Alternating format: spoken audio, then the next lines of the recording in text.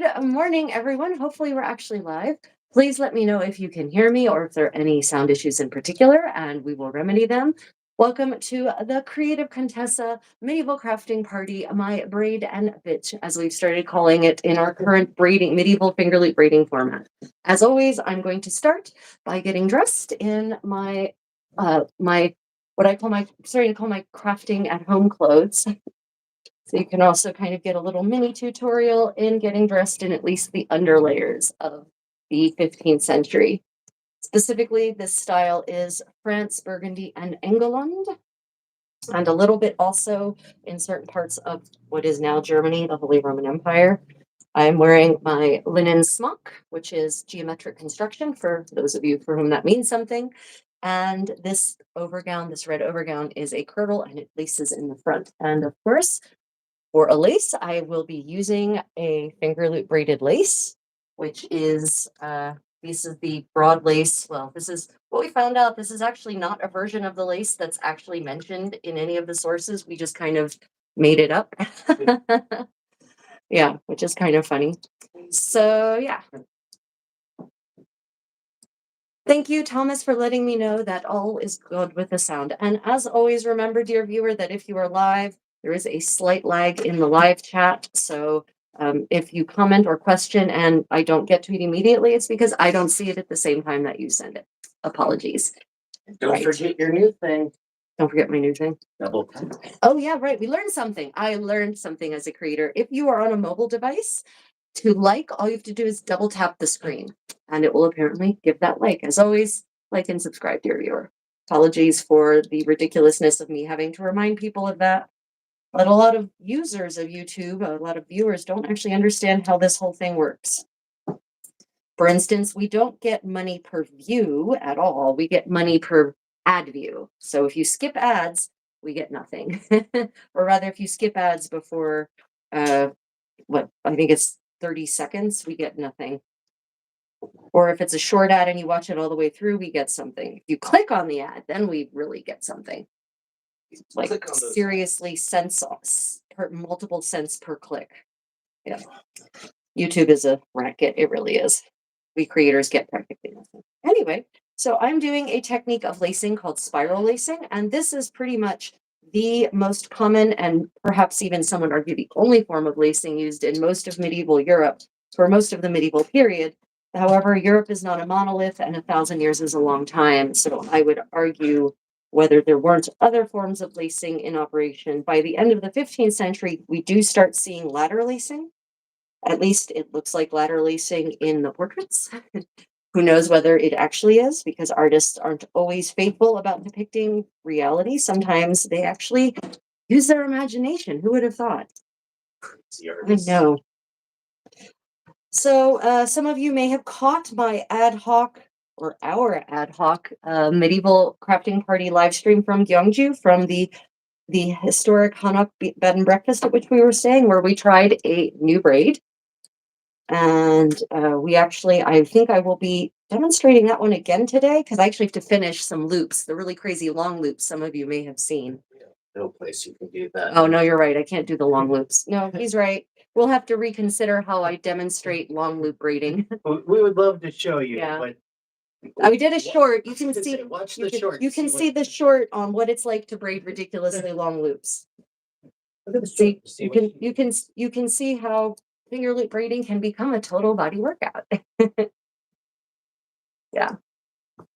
Is this a new kirtle? This is absolutely not a new kirtle. It's just one I don't often wear on live streams, not because it's I love it and I love the fit, but it kind of blends with the background. So the blue or the pink, other colors contrast better. But I wasn't able to locate my usual wool. Oops. Didn't spiral. Started doing ladder lacing, which is impossible with spiral offset holes. So yeah, normally I like to do the blue just for visual contrast, but I wasn't able to find it this morning. And I thought, what the heck? What the heck? I said, let's just go ahead and do the red kirtle. This is actually my preferred under kirtle for wearing under gowns because it's linen and it's not very bulky and it's very tight. It has really tight comfortably tight, not bad tight, but the arm size actually go up pretty far, which allows it to fit under a fitted gown more easily. My blue kirtle has a slightly larger arm size, so it bunches a little bit under the under the gown, the guna, as they're probably pronounced in 15th century English. Okay, there we are, all laced up. And this is a linen kirtle, and we don't have a lot of evidence of linen kirtles. I'll be honest, there's a few little tantalizing tidbits, but it's not very common. Okay, handsome, I require yarn. Yarn, which colors do you want, love? I think we'll go with red and gold, just to stick with my household colors. Okay, so what is everyone working on today? As promised, we will be doing some finger loop braiding, and my condottiero is going to get up and join us or not.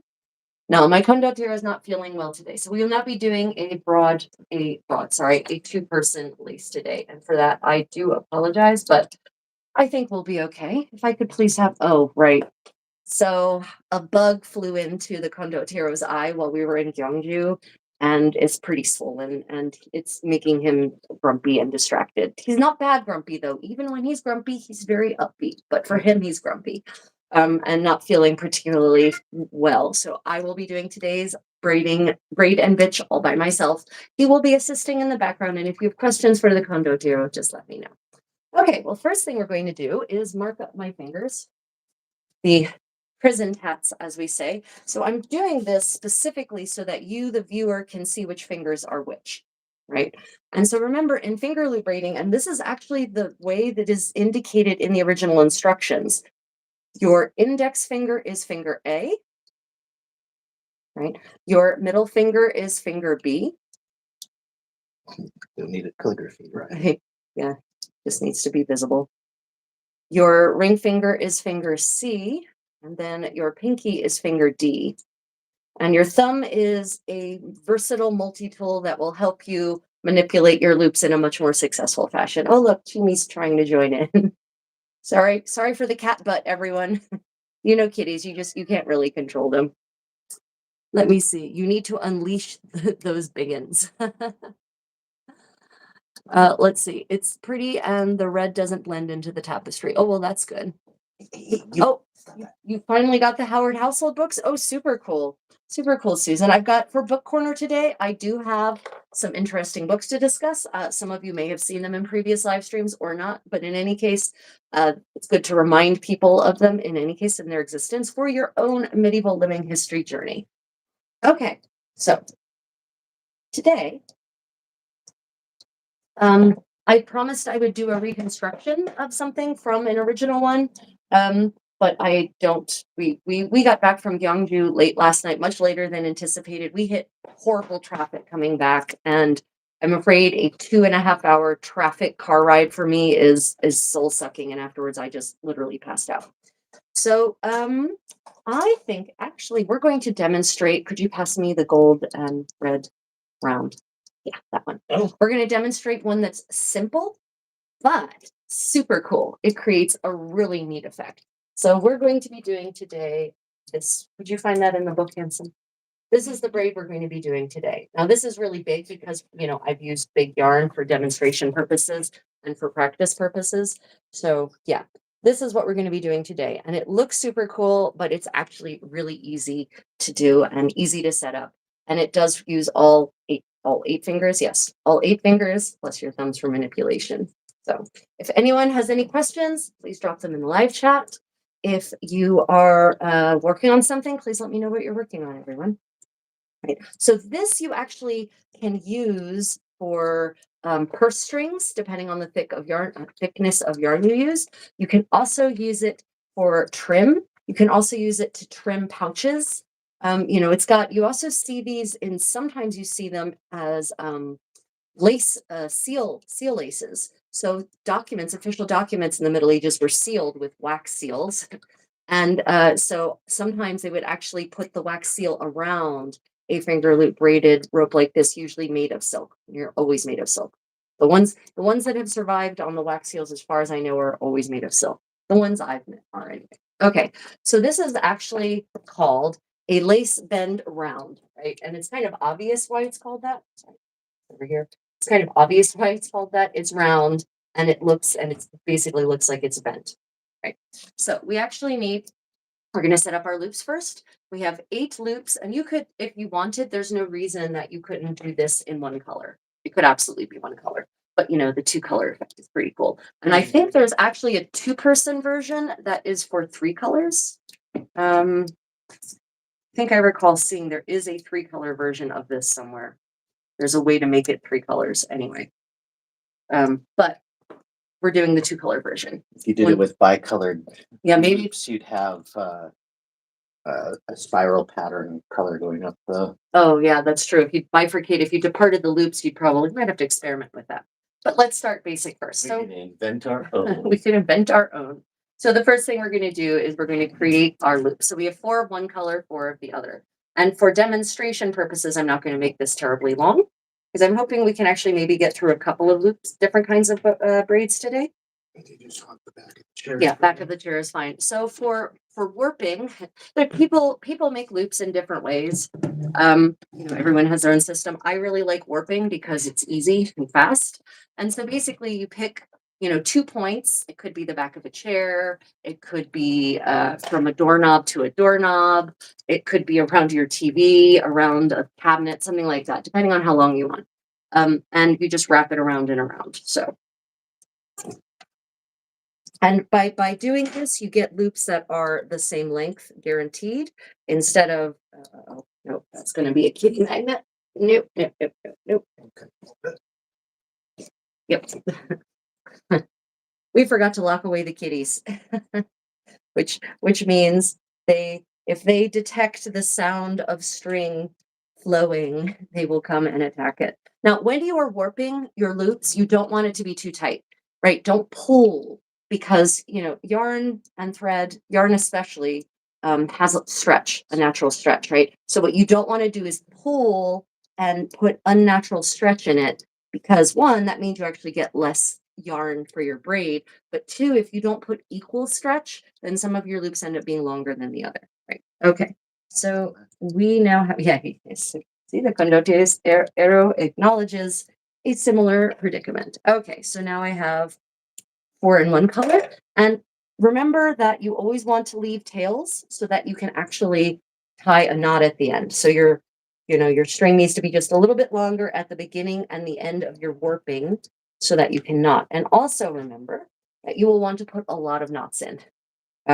Why a lot? Because you're going to be putting this under a lot of pressure. It's going to get tugged on. It's going to get pulled on. And I sometimes even, I can move this camera here so you can see what I'm doing. It's occurred to me I have that ability. Aha, look at that. Okay, so sometimes I even, what nearly always actually is if I have 2 ties, like the knots on top here, right? I take one of the tails and I actually pull it through to the other side. And then I just tie that all up as a bundle so that these loops are packaged and unlikely to try to shift around once I remove them from the my warping system. This very sophisticated, high-tech warping system, right? Okay. Feline help is. Feline help is unhelpful.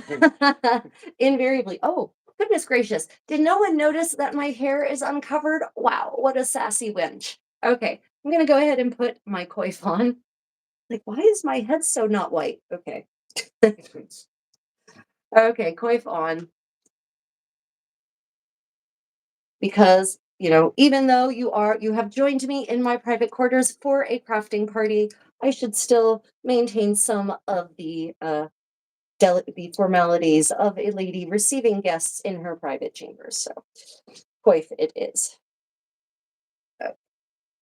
See how easy that is when you have your hair taped up in a braid. Gosh, I hope I didn't swipe that onto the. Okay. I'm feeling much more natural now. Great. Okay. I just can't look away. Good. I hope you can't. That's the goal. Right. Okay. So now we have our yellow loops.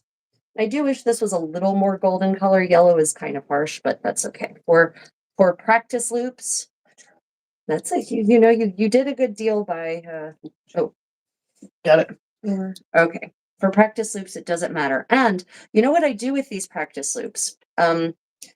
These demonstration loops, whether practice or demonstration or both, I save them and I use these to instead of rubber bands for things. Where a rubber band, where having the absolute security of a rubber band is not perfectly essential, I actually use them to say tie up a bag of ingredients. You know, if you've got a bag of flour or sugar or something, and you're doing flour or sugar, and you need to bind it up, I use these. Why not? Why shouldn't you have pretty things as part of your storage system? They're practical, they're sturdy, you know, they, Should keep the chair in. and then you have a function for all of these little practice pieces that you may develop in your braiding journey. Well, that really works out well, that close angle there. Oh, nice. Okay, and of course you do want your knots to basically line up, your separate sets of knots. That's an A on her finger to mark which finger it is for Oh. the braid that's upcoming. Yeah, no, these are not prison tats. It's not a heart. It's not a harp, and these are not prison tattoos. So you might have to maybe write them a little bigger and a little more clearly next time. Yeah, so that you can see we've got A, B, C, and I don't know why the camera's not focusing. There we go.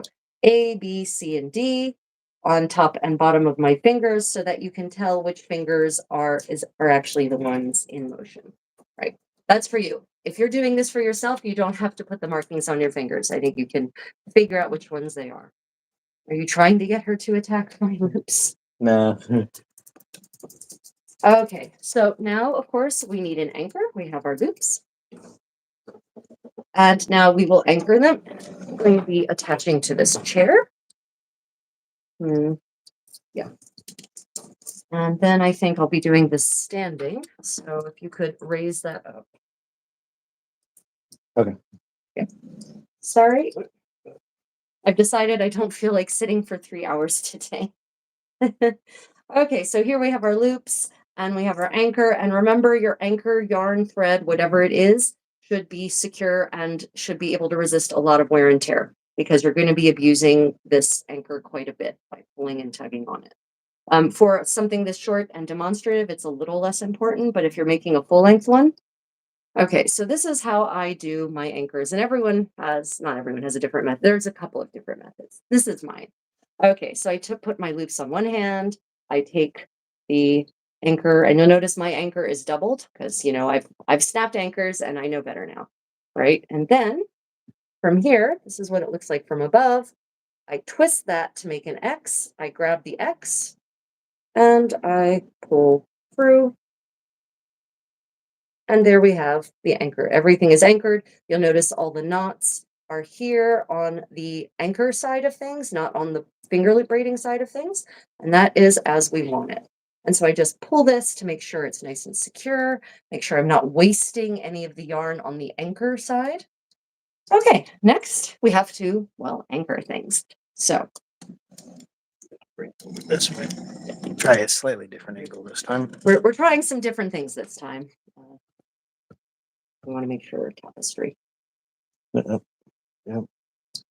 Okay, so now we anchor it on. And when you are tying your anchor around, here for demonstration purposes, when you are tying your anchor, you want to make certain that, so we don't completely bang up the floor. You want to make certain that it's secure. So I always go a couple of times around. The whole idea of kind of the pulley distributing the force across the multiple loops. And then, of course, as always, I tie something. Tie multiple lines. It's so uneven. What the heck? Okay, something weird happened and I ended up with not a lot on one side and a lot on the other side. Happily, I can fix that. So you just have to pull it out. This anchor comes out actually. Don't worry about it. I want extra. I want to go around it twice. So that's fine. I need a little more tail on this side. Yeah. Okay. So the good thing about this method of anchoring is that your anchor comes out really easily after you're done. Okay. You look like really crappy pissing tats. They do, yeah. Not that I know from personal experience, but I did used to work in a clinic where we had people who had a variety of life experience, shall we say. Okay, so as you see, I've wrapped it around a couple of times, and again, with the knot, I'm going to knot several times in order to make certain that it does not come undone, because the motion caused by the tugging will actually eventually cause knots to come undone. Okay, so you generally want a secure position. So if you're going to use a door, make sure it's locked and won't swing open when you start pulling on it. Okay, then let's see how we can do this. Needs to be out a little bit further. Okay, trying to make certain that we've got hands in camera. All right, we said we were going to try. It's Oh, still well. set up. Next time where we'll do a It's still set up. we never did a what do you mean it's still set up? All I have to do is this. No, but we didn't experiment with it. We'll stick for this for now. Yeah. Next time we'll after this we'll run a trial run. We had a new idea for a setup and we were gonna do a dry trial run, and then we didn't do that because we went to Gyeongju for 3 days and 3 nights and that kind of distracted us. Okay. So here we have, and unfortunately, maybe put this closer now. Let's try. Oh. Back. So basically, first thing you need to do is distribute your loops, and you just put one loop on each finger, like so. This is not the time to be doing this. Nope. It's not going in. Okay. So we now have loops on each finger, A, B, C, and D on each hand, and the initial setup is so that the colors are evenly distributed. What is it you think you're about to do? Oh, you smelled a string, didn't you? Okay. Right. So here we have A, B, C, and D, A, B, C, and D. Just going to make sure that tail is nowhere near it. Okay, so basically this is just a series of swaps. You just swap, swap, swap, swap, swap. So that's pretty handy. Just checking for questions. What is this? Oh, right. Got it. Sorry. So unfortunately, the chat does have a slight delay, so I apologize if I've missed anything. Okay, so the first thing we do is we actually swap A on right hand with D on left hand. And what that means is you actually pass one through the other, right? So we go, wish this camera would stop trying to focus. I need to maybe get rid of autofocus. Okay, so we've got A and we've got D. And we just swap through like this, right? And tighten. And so now this is what we look after that first swap, right? And then we swap center B, or excuse me, we swap B right with C left. One loop goes through the other and we tighten. And then we basically invert that whole process and work our way out. So we go C right with B left and we tighten. And then we swap A or D right with A left and we tighten. And you'll notice now we have completely swapped all the loops, right? And the nice thing about this is there's no reversing, there's no going through multiple loops to get to another loop, right? So now that's it. We start the whole process again, right? So we go A right to D left, and we tighten, swapping through, right? Then we go B right with C left, tighten, and then we go C right with B left, and we tighten, and then we go our two other corners basically, and we tighten. And this goes really fast because basically what you're kind of doing is you're just binding up the bows in this by the swap causes the binding. And so it's not even, I don't even know if you could really, if this counts as braiding. It's actually more like doing a twist with your hair, literally. Yeah, lace bend round. Okay, so we start again. And your tension is what determines the length of the color between each. Oh, right, yeah. So maintaining an even tension throughout is going to determine how big how big your spiral is, whether it's a fractal style spiral or an even spiral all the way through. Yeah. Oh, the kitties are playing so adorably. Yeah. Yeah. She's a grunter.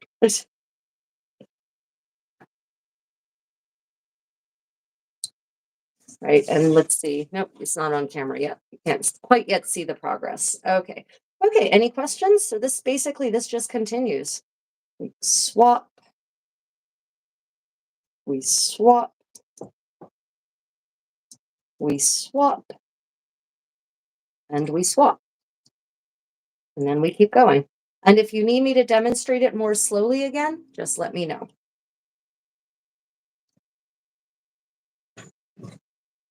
Mhm. Right. So of course, if you're going to make a really long set of this, like really, really long, you want a lot, then you definitely need you need a play or two, as they say. Swap, swap, and swap. And this is making a really thick one because we're using really thick yarn, which we have to do on it to in order for it to actually show up on camera.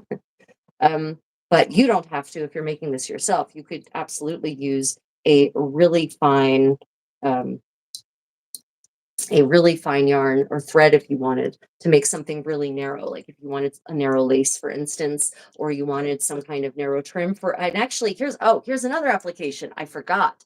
There's also a couple of embroideries where this finger loop braid style is actually, or appliques and embroideries. Now I think applique embroideries even, where this kind of finger loop braid is used to couch around the outline of the applique to cover the raw edges of the applique fabric. So yeah, this is one of those deals where you can make a compound decorative element by combining different media. You've got, your applique fabric that may be embroidered, and then around the edge of that, once it's appliqued onto the garment, then you put this finger loop braid, couch that in to put the edging on the thing that has been appliqued. Okay. Yeah. Okay. So do you want it to naturally twist? Oh yeah, Kaylee, good question. Sorry, just seeing your question. So unlike the Condrake, which we did last week, this one does not twist. It doesn't rotate itself. It just, the way of doing the swapping just causes a natural bend to form, but it doesn't actually twist. So you don't need to put extra long anchors. If that's what you meant. Yeah, that's what you meant, Kaylee. No, it twists naturally. It wraps around itself naturally. It doesn't actually mechanically twist like the Condrake did. Yeah. Okay, great. So we start again. We swap, and we swap, and we swap, and we swap. And then we just keep going. It goes really quickly, honestly.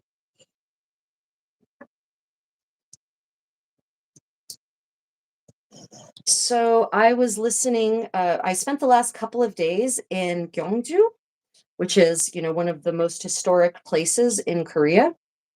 And it actually still has a Hanok village, and it has a bunch of reconstructed Sheila era architecture. But we finally got to go to Yangdong Hanok Mall, the Yangdong Hanok village, which has been a village for over 700 years and has buildings that are still extant dating to the 15th century, homes. And the people there actually still live there in these historic homes.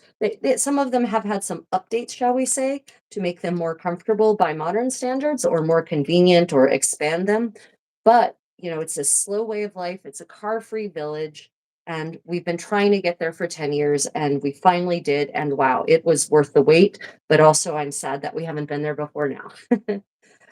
So unfortunately, we tried desperately to live stream our tour, our self-guided tour around Yangdong, and it just apparently Joseon era villages just don't have great Wi-Fi or great mobile data. So we were unable to maintain a connection. So we ended up recording two different walks, a vertical one and a horizontal one. And those will be going on the Travels with the Contessa channel and the Walking with the Contessa channel. If you're interested in checking out a 700-year-old Korean village and the way it looked, the way people were and are living historically and now in such a space, we've encountered some really amazing architecture, stunning views. And in the last place we visited, which unfortunately we did not get on camera because our camera had died by then, our phone had died by then, there were actually historical documents, extant historical documents from the 14th century on display in one of these hanok.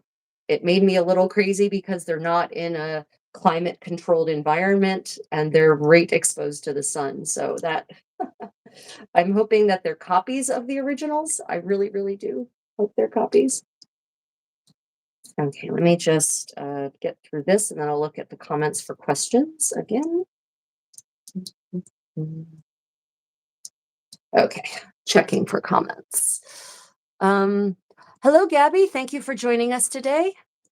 Yeah, and we have multiple vlogs from Gyeongju. So we did a walking tour of the Joseon, the Sheila, and some of the Sheila and Joseon parts. Yesterday, we did a tour of the Gyeongju National Museum. If you want to see some stunning jewelry and pottery and amazing Celadon 14th, sort of 12th through 14th century Celadon collection, that was a special exhibit. We covered that as well. So yeah, if that interests you, then definitely check that out. They are recorded. There's on Travels with the Contessa and on this channel as well. Okay, so I have reached the point where my poor little fingers really I can't make the loop swap anymore. In fact, I can feel the circulation dying on my fingers. So therefore, now the question is always, well, what do you do? Well, what I do is if I'm not going to use it immediately, I actually just break the loops up into bundles of 3 in whatever way that's possible, depending on the number of bows you have, right? In this case, we've got 8, so I'll probably do 2 3s and 1 2.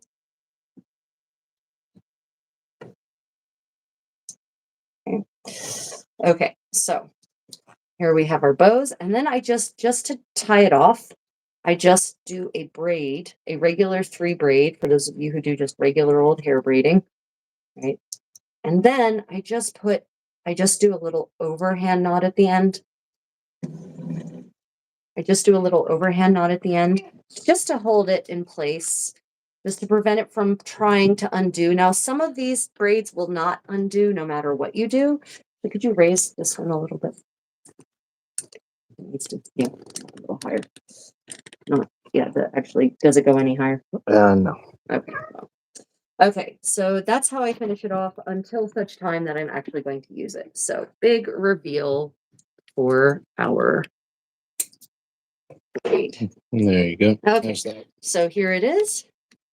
And actually, you can see I did a pretty okay job of maintaining the tension throughout, which is nice, right? And you can also see just how little time that took. Right. What on earth? What is going on with this thing? I don't know. Why is it rotated that way? Okay. Oh, Yeah. there you go. Now it looks good. Okay, so yeah, and then in this angle, that is how it looks. And now to pull the anchor out, and this is true of any finger loop braid, not just this one, all you have to do is grab and pull, and it will just come straight out. Right? And then I can reuse this anchor, right? Depending on how much knot I've lost to the knot.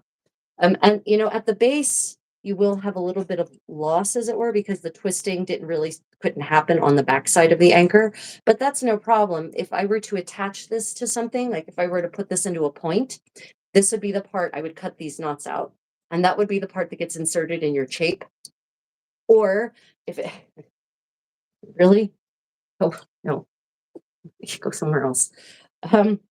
Or if I were going to attach it to my garment, this would be the part that I would fold under, right? I would fold it under like that, basically. And then that would get attached, basically stuffed under or stuffed into the seam if I can manage the garment that way. If you want to see how it is, I actually applied finger loop braiding that we did in Gyeongju while sewing at one of the hanoks in Gyeongju. There's a live stream from yesterday morning, day morning before, 2 days ago, morning my time, where I actually show you how to prepare the finger loop braiding for attachment and then how to attach it and in what manner to do so, right? So it's not necessarily the only way you can do it, but it's the way that was applicable for putting straps on one of my undergowns for my 18th century Joseon clothing. Yeah. Yep. Welcome, Ryan. Thank you. Hello from Korea. It's lovely to welcome a New Zealander to my space. Thank you for joining us today. For a 7 loop, would you just have one bundle, have 4, or would you do one alone? Oh, you mean if I were breaking it down? For the 7 loop, I would do 2, 2, and 3 is how I would break it down. Kaylee, did you mean like how to break it down at the end to finish it off? In that case, for the 7 loop, I would do 2, 2, and 3 for that final braid. 2, 2, and oh, I see what you're saying. Sorry. No, I would do probably 2, 3, and 4. Yeah, exactly. Yes, that is how I would do it for 7. Yeah, because you want it distributed as much as possible. Yeah, 2 or 2, 2, and 4, 2, 3, and 3. That doesn't. Why is that not mathing? 2, 2, and 3. Yes, 2, 2, and 3. That's how I would do it. Thank you. Why was my brain not letting me do simple basic arithmetic? Goodness gracious. Okay. Okay, so that is a lace bend round. And there's actually a couple of variations on that. You know, you can take that for the 2-person version.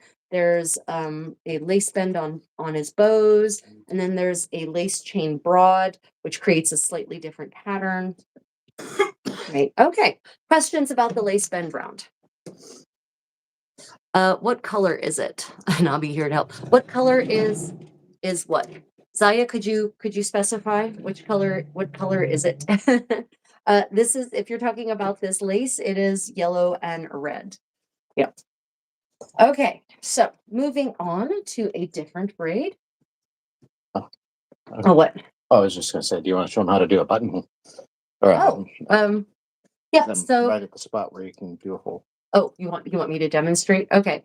So I'm going to leave it up to you. Would you like, dear viewer, would you like me to demonstrate another braid, or would you like me to show you how to finish off a lace hole? Let's shoot my needle off. Of course they did. What did you think they were going to do? It's thread.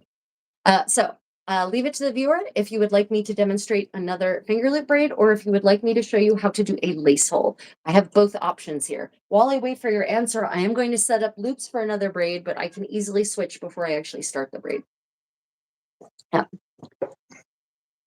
Yeah. Okay. So another braid, and I'm not going to get into some of the really crazy complex ones that we have yet. I think I'm going to actually demonstrate for you the braid that we did the other day that makes a really handy braid. Where did you hide? You hid the bundles of yarn Oh, I did. from the babies. I think I'll do green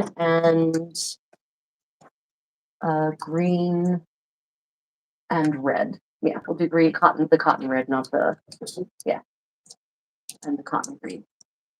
Yeah. Okay. Yeah. No, this is not. Didn't we have one of the ones from Goodwill? This is the one you got here. Yeah, one of the common ones. Okay. Okay. So, well, lace hole, if you would. Lace hole it is. Lacing hole. Sorry, lace hole. Lace holes are the holes in my garment that allow, up close. Lace holes are the holes in the garment that allow the laces to go through them. So that is a lace hole.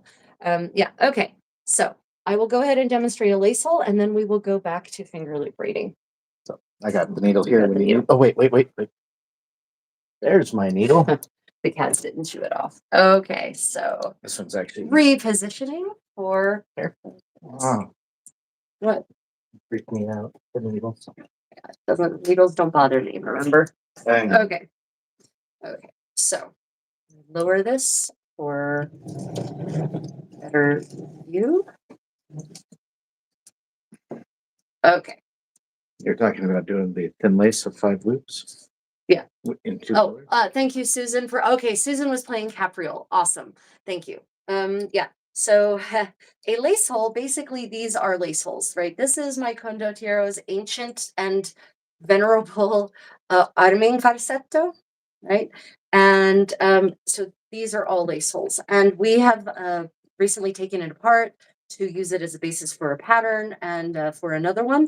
And we put it back together and we're changing the style of lacing because when I made this many, many years ago, I definitely put in the wrong kind of lacing. I put in for multiple sets of parallel points, but it really should be spiral lacing for an arming, especially for this kind of arming farsetto. They don't really do parallel points in the 15th century in the Italy's. So first thing you do, of course, is you make your hole. And for those who don't know, you use an awl. Could you move this camera closer to? Yeah. Okay. And for those who don't know, you use an awl to make holes. Never, ever, ever, ever punch a hole in your fabric with a hole punch or a die. Never, just don't do it. Because one of the things you do and I'll demonstrate, I'll poke another hole where another hole's going to have to go eventually. So what you do to make a hole. Here. Yeah, right. What you walked away and the cat attacked the strings. Fun. Okay, so what you do to make a hole, and this is a bone awl. It's also a bodkin. You see, you can use this for lacing. For actually, if you don't have a point on your laces and you have wide holes, you could use this for lacing. This is actually technically a nail binding needle, is what it was made as, but you can also use it as an awl for poking holes in your fabric. And so if you could get the eating kit, I can show them that. So basically you're going to go through all the layers.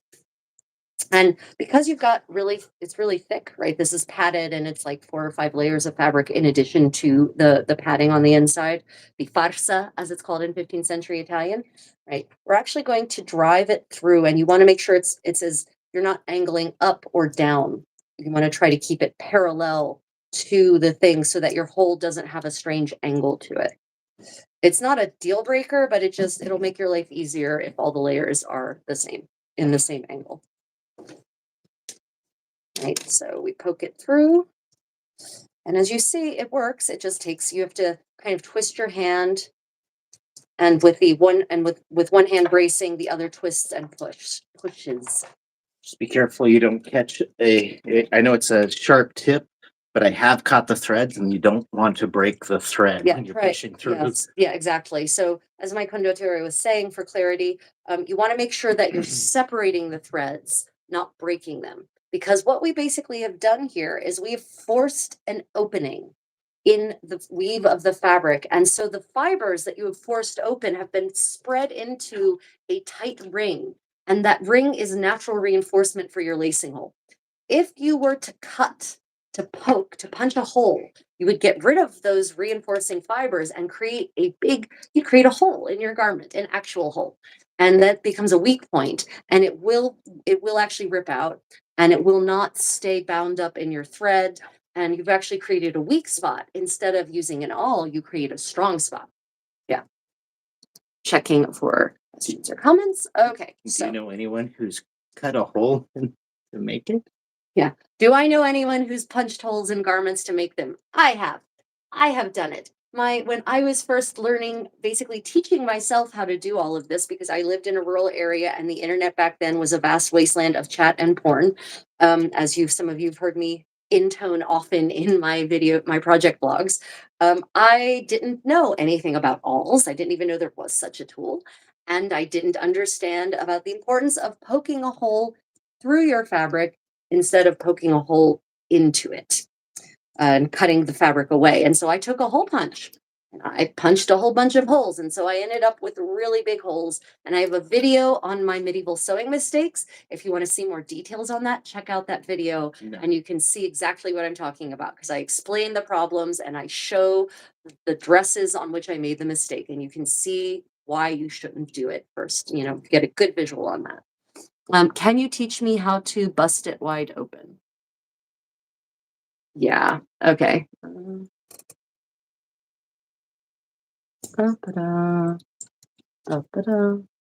Ooh, leave my strings alone. Okay. Now you get petals. How do you ensure that you're making a space and not a hole in the fabric? Right. Well, first off, just by using something that has a narrow point and a wider end, that's automatically just going to push the fabric open. Um, in terms of trying, making sure you're not snapping threads, you can kind of see, you can tell, you can feel, right? There's a difference in the kind of resistance of just pushing threads open versus the kind of resistance when you hit a thread. It's just you learn, unfortunately, the only way I can tell is you develop a feel for it. Even I did. Yeah. And you can it's in the kind of resistance you're getting because it literally feels like the point is snagging on something instead of just kind of being stiff and requiring strength to push it through. So that's how you can tell whether you've snagged the tip on a thread from the weave of the fabric or if it's just because you're going through a lot of different layers. So this is what the hole looks like after you can see it. It works super well, right? And you can even see what I mean by it creates a ring of strength around the awl, right? Oh, your outfit is so cute. Thank you. This is my 15th century casual at Contessa at home clothing. Oh, I wanted to put on some bling. Could you please fetch me my collar when you get a chance? Fetch me my bling, sir. Fetch me my bling, sir. Wanted some bling to decorate things up a little bit for our little crafting party. Okay, so that's how you make a hole. And throughout the process, obviously, this hole will actually not necessarily stay open. It will, you can see it's already trying to close back in on itself.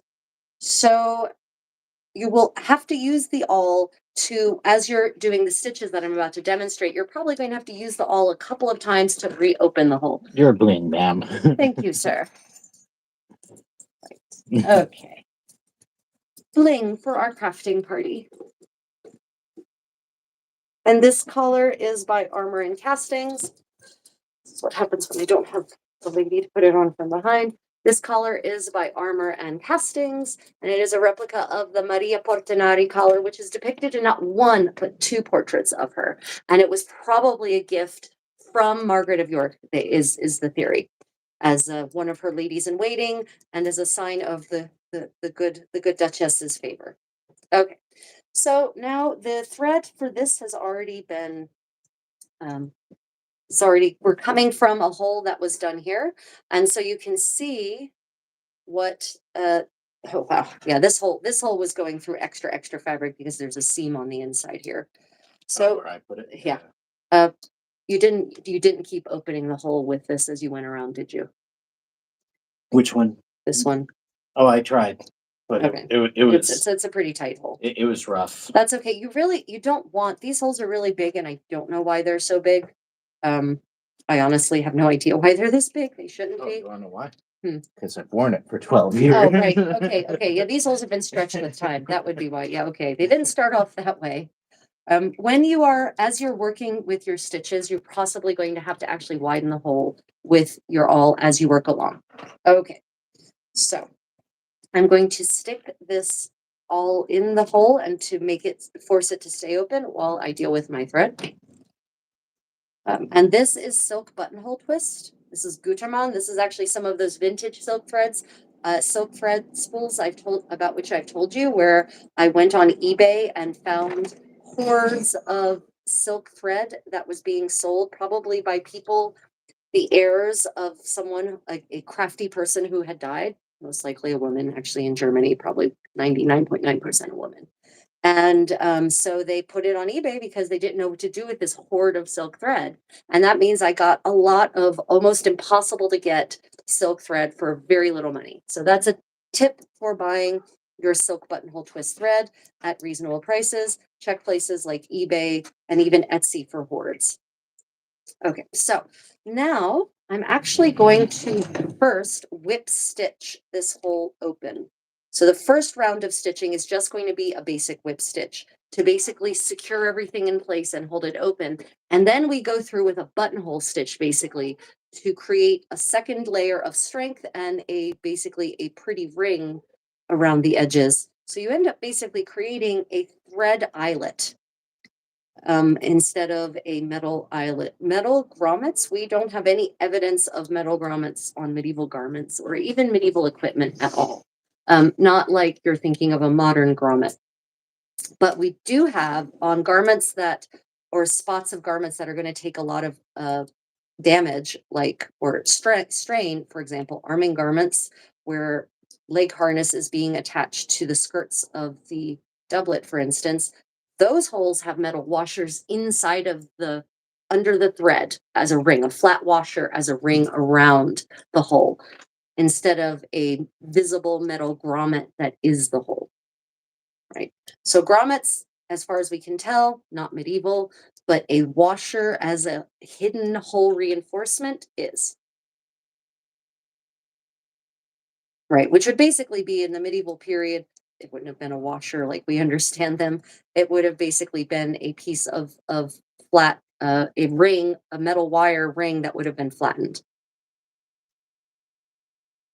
like of the kind you would use to make mail, actually. So you can see I am using my awl to continue to widen the hole as we work along.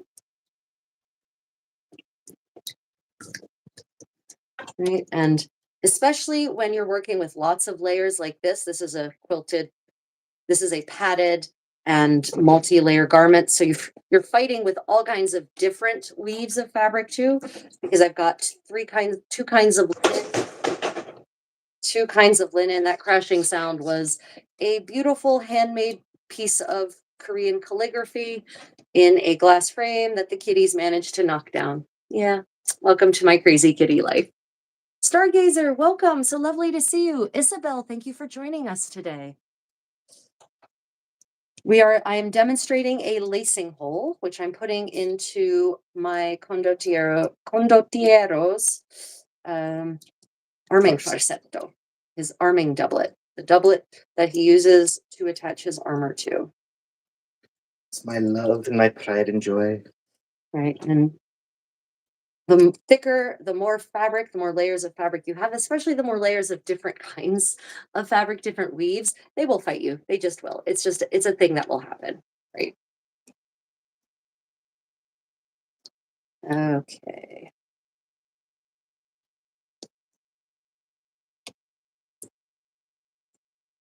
Yeah.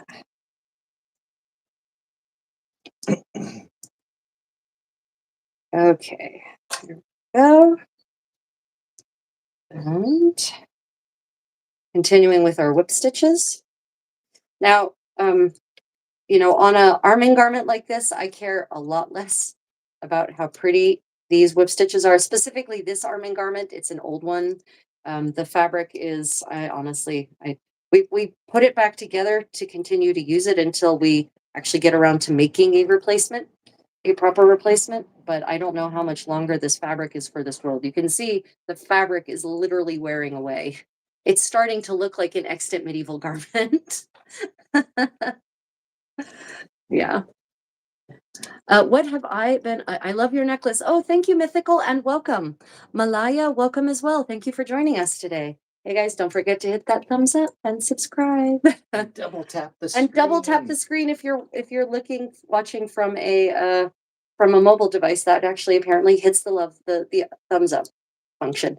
Anyway, we've been so busy. We spent the last 3 days and 3 nights in historic Gyeongju, exploring all these amazing spaces. Been working on lots of different projects. I have finally finished, and you'll stay tuned for the reveal video on that, plus the project vlog. I have finished the frontletted veil that for which I've been doing all the starching experiments. It is done, and it looks just like I hoped it would. I'm so excited to share it with you, but not today. I'm going to do a separate video as a reveal on that. And then, of course, I'll do the project vlog to show you how to make your own. I've been working on the Diego di Cavaniglia style pattern for my condottiero. I've been doing a lot of travel content, working on travel videos, shorts about various places we eat. We've been eating on our travels here in Korea, and also, of course, my reviews of my various flights, traveling to all of these different medieval living history events. If you're interested in travel, I do have a Travels with the Creative Contessa channel. If you like either seeing travel vlogs of local places or reviews of flights and hotels and suggestions on where to stay and what to eat and what to do in various places. Yeah, that's all on Travels with the Contessa. Sorry. Oh. Okay, so So you can see when you have this many layers, it can be really hard to keep them open. Oh, and I wanted to show you all something. So I've covered this in my videos. Why is that backwards? I've covered this in my videos. Right. I have a video on this dining kit if you want to see more details on it. Right. This is from Todd Cutler. The spoon as part of the sheath is not necessarily an authentic practice. Rather, we have no evidence of it. But the certainly the dagger and the eating knife, the knife and the awl are. Now this, people think that this is they call it a pricker, and that they think it's for eating food like a fork. Like this is like a proto fork. Ladies and gentlemen, it is not a proto fork. If you've ever done any living history and you've tried to eat with this thing, you'll notice the food just invariably falls off, right? And there's no evidence of this thing ever having been used for eating, not in the dining manuals, not visual evidence, no mention by chroniclers of it in any way, shape, or form, which is curious because they mention a lot of different implements that do go on the table and are used in table service in the Middle Ages. So what is this? This, ladies and gentlemen, is the medieval multi-tool, basically between a knife and what is actually an awl. This is an awl, guys. You can do a lot. You can use this to help get knots out of laces, out of leather laces, fabric laces, whatever. You can use it to clean your fingernails. You can use it, some people say maybe to hold food while you cut, but there's actually meat forks for that. That's actually what a fork was used for in the Middle Ages, was literally for holding the meat still while carvers carved. Because food at medieval table was served in sizes that were already bite-sized. That's literally, it's explained in dining manuals from the Middle Ages, how you are to carve food in such a way that you don't have to worry about futzing with it once it's served to table. Okay, so let's get that idea out of the way. Not an eating implement, but it is great. This thing is even better as an awl because it's long, right? Like this is good. It's inexpensive, and they're pretty easy to come by. This is expensive, but you can get a lot more leverage with something this.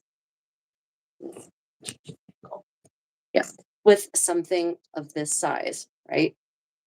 So you can see just how fantastic that is. And let me tell you, men at arms and their squires and their pages, their squires and pages probably would have actually known how to make ad hoc repairs to garments, because stuff breaks down in the heat of battle. It breaks down in the middle of a tournament, and you don't have time to just call the seamstress to come and make repairs. So you need to be able to do your own immediate repairs. And so it is very likely that this would have been the tool for doing things like if you need more holes, something you have a new piece of equipment, and so you need an extra hole and it wasn't noticed until the day of, because humans will be humans, and if there's one thing we like to do, it's procrastinate, right? So there's no reason that a squire or a page wouldn't have known how to use this and how to possibly even actually, impromptu ad hoc sew some lacing holes. So you can see the difference in the size of hole between this one, which is this hole, and this one, which is now this hole. Right. That being said, you don't necessarily want huge holes in your arming garments for reasons which should be obvious by the word arming garment, meaning that people are going to be using arms against you. And so you want minimal holes for things like sword points, arrowheads, and other sharp pointy things to get through. Or to catch on. Or to catch on. Okay. So now that I've widened the hole, Any because good warrior should know his kit and how to fix it. you don't want to be completely helpless in the midst of a battle situation to do ad hoc repairs on your own, because certainly on the field of battle, you're not going to have a tailor or a seamstress just hanging around. Battle tailors. Your battle tailors ready to do ad hoc repairs. Okay, so I'm just going to we've just now finished doing whip stitches around to secure everything. So now I've basically kind of thread glued all the layers together, and now it's going to be much easier to do the buttonhole stitch, which is a bit of a fiddly stitch. Is a fiddly stitch. That's why I wanted Okay, you. so working, well, I'm not going to do all of your buttonholes. Aw. No, you're going to have to do your own. I'm just going to demonstrate this one. Okay, so I come up from below, or this, it's in essence, it's a buttonhole stitch, but the visual evidence says that they definitely use this as well. You don't have to, you could just do another round of whip stitching, and I have seen whip stitching as well, but I prefer the extra strength and security offered by the buttonhole stitch. Oh, that's an interesting point. The whip stitch might be the person in the field making the repair. And the buttonhole stitch is when they actually got the, Yeah, it is entirely likely, it's entirely likely that a page or a squire wouldn't necessarily know how to do a buttonhole stitch, but they sure as hell would know how to do a whip stitch. Okay, so now I go down near where I came up, and unfortunately, this is going to be, these colors are not the best for demonstrating this because it's dark on dark, but that's just what that's what you get. If you want to see something that I think is, I actually do in one of, I actually have a tutorial on lace holes specifically and separately as a separate video if you want to check that out for more. It's done on light colored fabric with, you know, everything very visible. Okay, so this creates a loop by going down. Right, we've created a loop here. And so what I'm going to do now is another trick I use, and I realize I do this automatically, so I thought I'd mention it. My thumbs, whether it's finger loop braiding or sewing, whenever I have a kind of bow like this, as they would call it in the 15th century, a loop, I always stick my thumb into it so if the loop doesn't wrap up around itself, because, you know, thread is twisted, it's plied, it's spun, which twists it, and then it's plied, which also twists it. And the more plied it is, and this is buttonhole twist, so it's pretty plied, that means that it's going to want to naturally kind of unwind on itself. So I always stick my thumb into the loop to keep it from doing that, because yes, there is going to be an intentional twist put into this loop, but I want the intentional twist, not lots of extra twists. Okay, so what I do then is I come in, so, you know, my thread comes up, my needle comes up through the center of the hole, and then I'm going to come around the back, come in through the back, twist it, and that creates basically a kind of little knotted loop, right? And I pull that taut. And I always aim that to be so that the knotted part of that loop ends up being a ring around the edge of the hole. Right. So you can manipulate that loop to kind of be different places. You could actually, if you want to, manipulate it all the way through the back, or you could manipulate it out. But I like it to be actually at the center, you know, right here around the edge of the ring, top side in this case, since there's so much dimensionality to this, because I want that the ring of knots that I'm about to create basically to provide a thread eyelet, basically extra reinforcement for this hole. Okay, now I continue by going down you know, a millimeter or two, depending on how close you want your stitches, by going down next to where the last stitch ended. Create another loop. You'll notice thumb already automatically there, ready to receive the loop. Catch it around the back, and then tie it up like that. Unfortunately, you are unlikely to be able to see what's happening because it's dark on dark, and for that I apologize. And then we just keep going, and this is not thread as such. This is not sewing thread anyway. This is the weave that's coming unwoven after years of wear and tear. Yeah. So we keep going. Dive my needle down a millimeter or two where it came up. I've fought in that on 3 continents and at least 6 countries. And Yeah, this thing has been fought on across multiple continents and multiple countries. Now, because we are working with a heavily padded, very thick arming garment, it could come to pass that you will actually need pliers to pull the needle through. So just anticipate that if you're working on an arming garment. I have a pair of pliers in my kit, in my sewing kit. Do not, however, use a leather needle. Leather needles, what are normally labeled as leather needles, are basically little triangular cross-section knives, and they will actually slice the fabric as you push through it, the fibers, and make lots of weak points. So do not use, even though it can be tempting and it will glide through like butter, but it's going to cut through it like butter, not just push past the threads. So keep that in mind. Okay. See, no other comments. Okay. Yeah, Stargazer. I've been crazy busy. I don't really have days off. That's not a thing I do.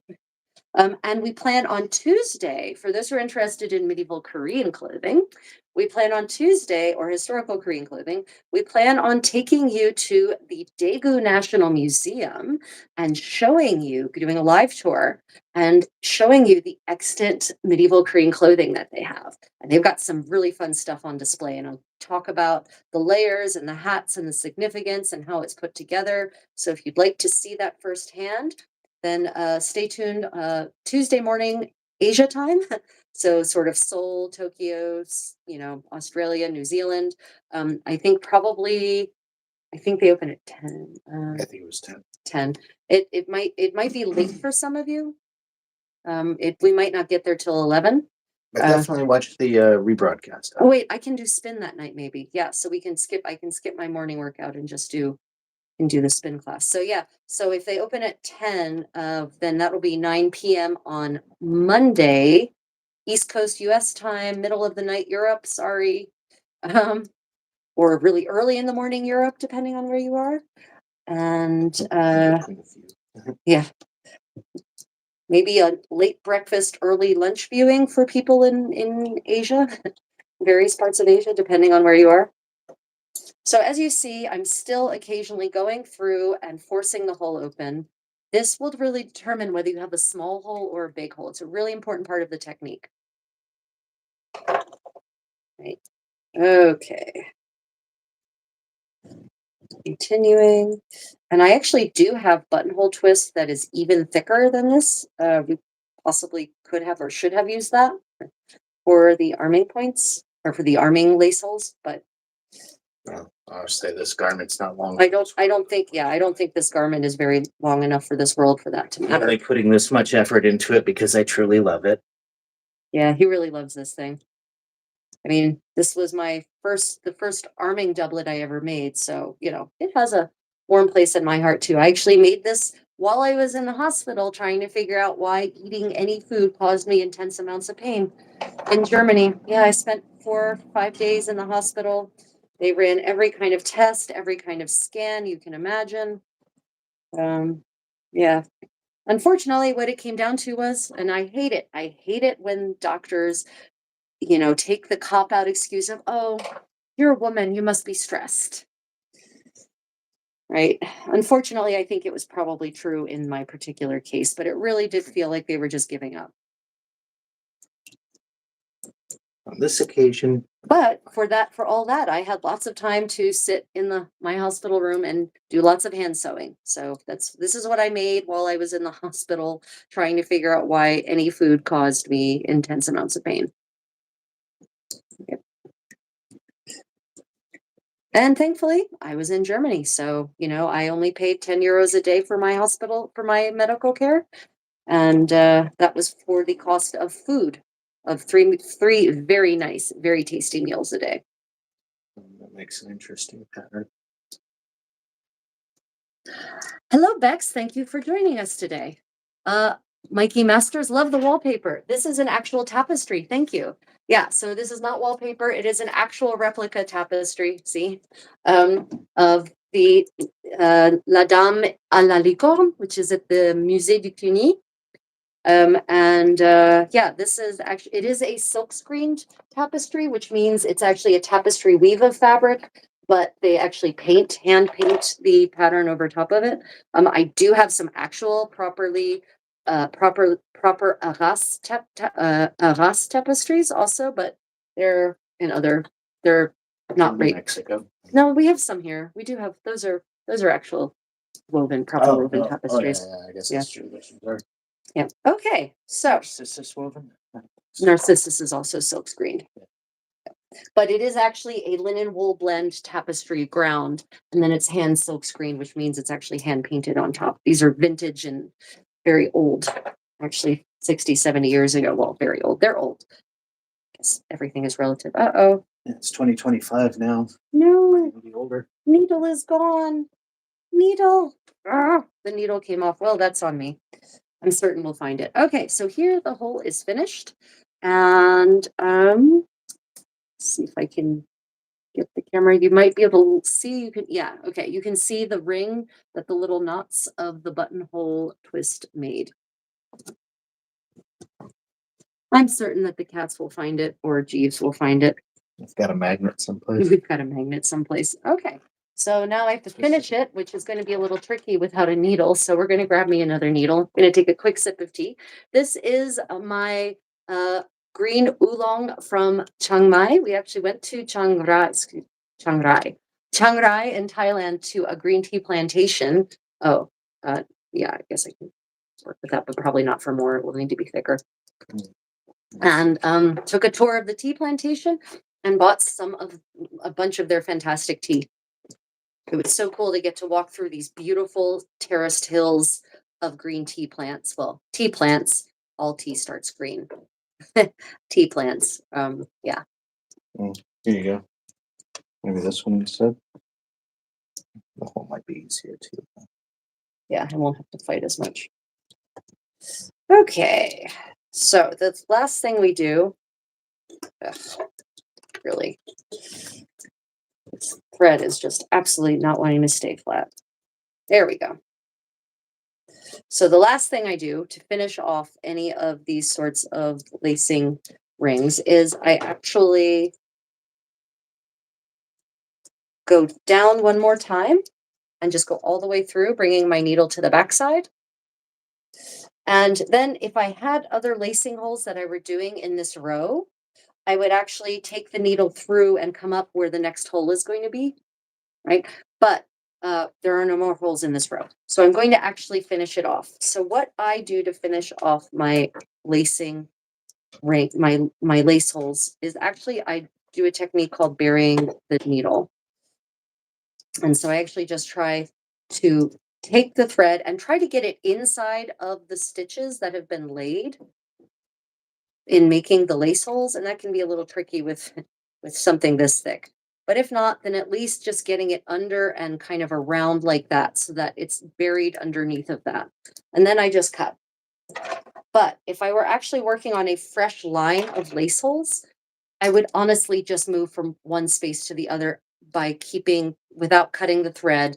That way I don't have to keep knotting and restarting a line of thread, and it's more secure because there's not lots of little knots that can possibly come undone. It's a line of thread all the way underneath, and that makes it all less likely that it's going to eventually something will wear away and come undone. Yeah. Are you waxing your thread? Yes. So I am waxing my thread. This was already waxed because it was already from a line of stitching we had started. But yeah, And I did wax it. could you fetch the wax so I can demonstrate that? Yeah. So when you're hand sewing, for those who are maybe not veteran hand sewers or beginners in the art, or maybe you didn't know this, you always want to wax your thread. Because if you don't wax it might be in my poof. Is it in my poof? Wax is in my poof.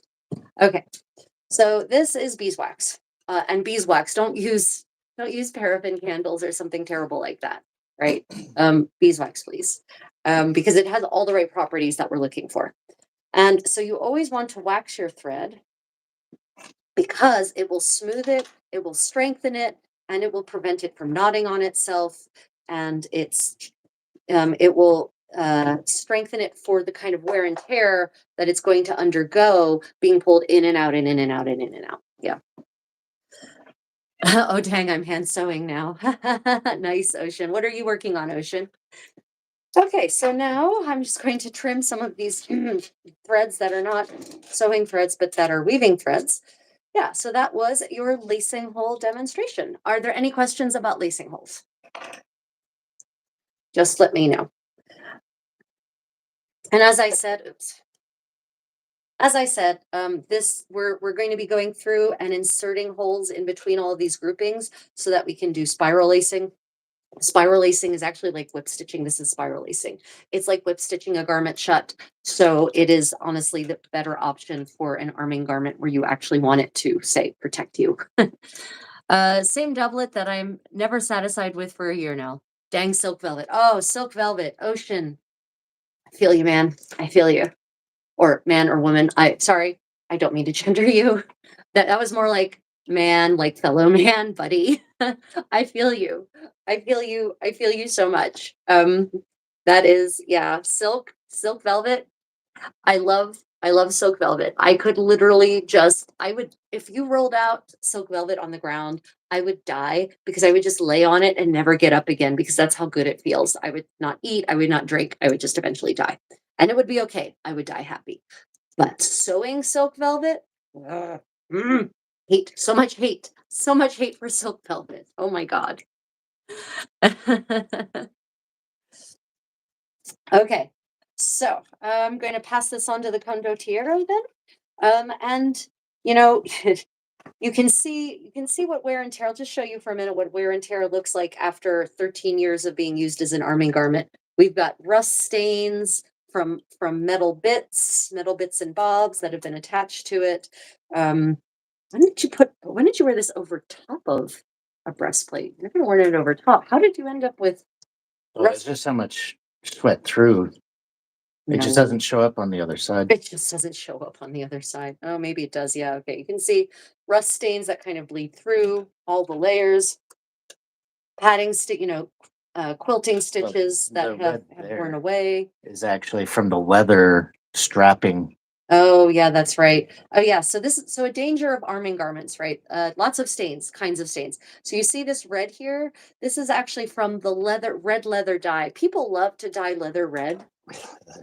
Yeah, red leather dye is the one of just like red fabric dye is one of the most unstable dyes, and it will bleed, especially into something that's going to have sweat and heat applied to it. Stay away from red because it will bleed, it will stain, it will come out.